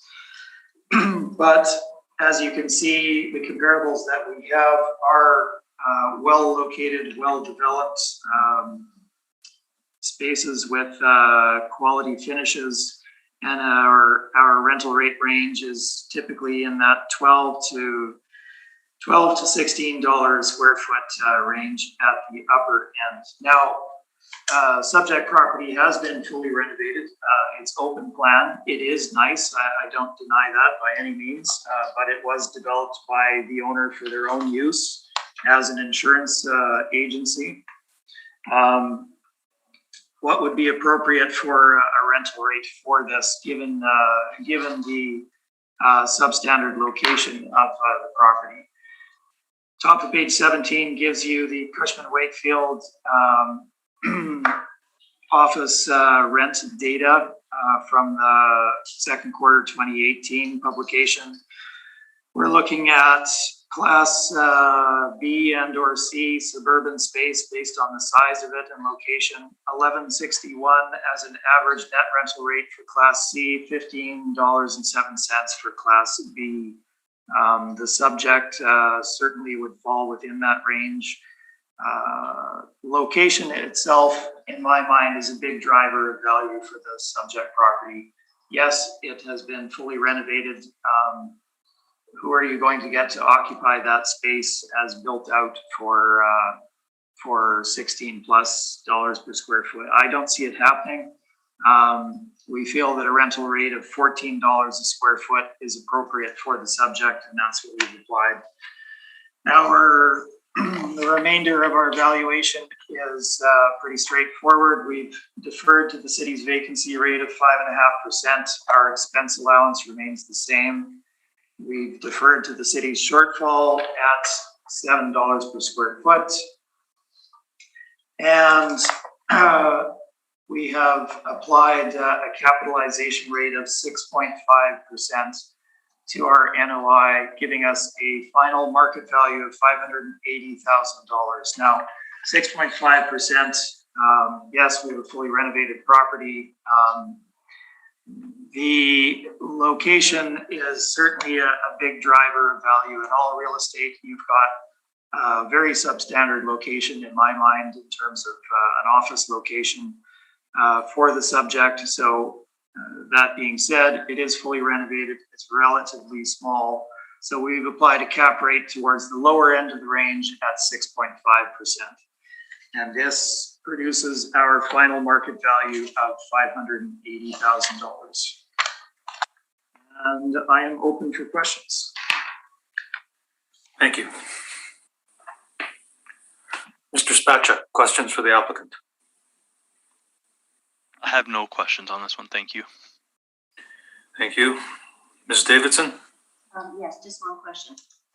Since like location, but what do you think the rationale of the owner was to build in a substandard location, renovating the way he did? They were in a location that didn't work for them, and they were motivated to own their own property. And they were looking on the eastern side of the city due to locational factors for themselves and their employers, I guess, or employees rather.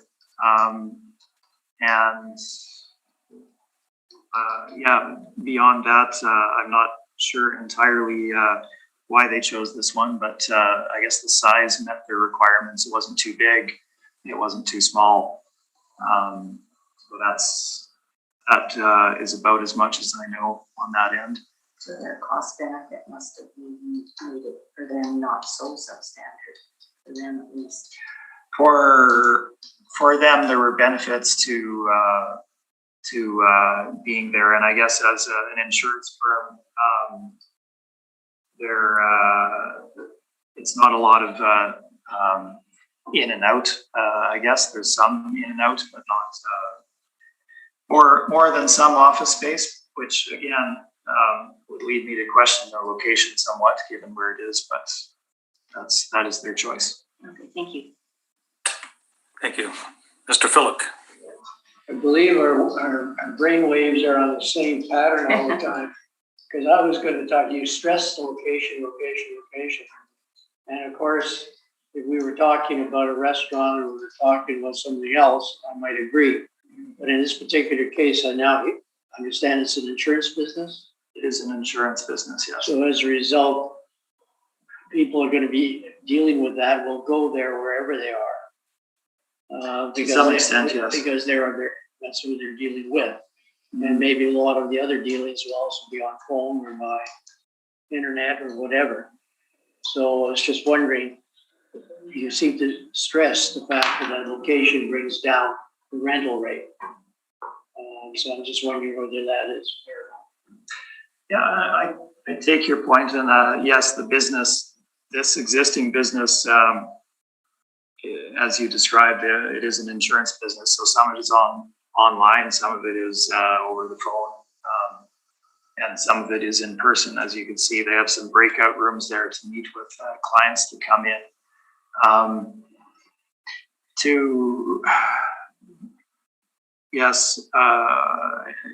As a retail location, it would certainly be substandard.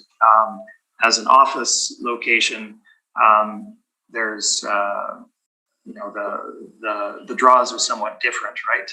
In terms of other supportive agglomeration of businesses where you have restaurants that you can walk to, or banks or insurance firms, whatever one might need, right, in the immediate area. So this falls well outside of that commercial core of St. Boniface, and I'm looking at the rents that are being achieved there. Yes, we have a renovated building to the standard of this particular firm. Will that work for everybody? I'm not sure. Certainly some, not all. I feel that it would not achieve more than you would get in a better location than St. Boniface, I guess, is where I'm largely coming from. However, most of their clients are from the St. Boniface area, and that wouldn't matter. I leave that up to you. Anyways, yes, okay. I think you've answered. Those are your questions, Mr. Phillick? That's it, thank you. Thank you. You didn't mention it, but it looks like there's available parking on this site too. Is that correct? There is parking on site, yes. So that might offset some of the locational as well. What do you think? I think most suburban office properties do have parking available to them. Right. Okay. And the $14 you've applied, is that considering the location as well, or is that just a market rent, you think, in the area? Well, I looked at what we saw being achieved on the market for well-located quality office properties in good locations, and taking into account where it's located, the new renovations, obviously, to the property. That's how we placed the rental rate on on the subject. You may disagree in that it's slightly higher and or lower. Having access to the city's information, I see a concentration in that $13 to $14 square foot range. With the new build out, is it marginally higher than that? It may be, but I leave that up to the panel to determine. Okay, so the $14 isn't necessarily location, because you said you were kind of reflecting that in your 6.5% cap rate as well. Well, so we can't separate location and only look at it in terms of the cap rate. Where if you're looking at property for valuation and you're looking at a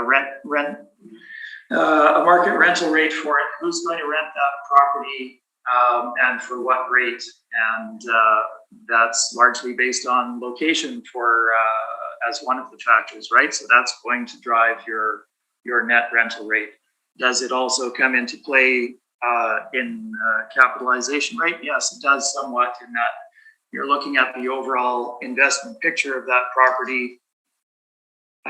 What kind of net income are we going to be able to generate in a typical market from that building, and what would we capitalize it at? So if you have a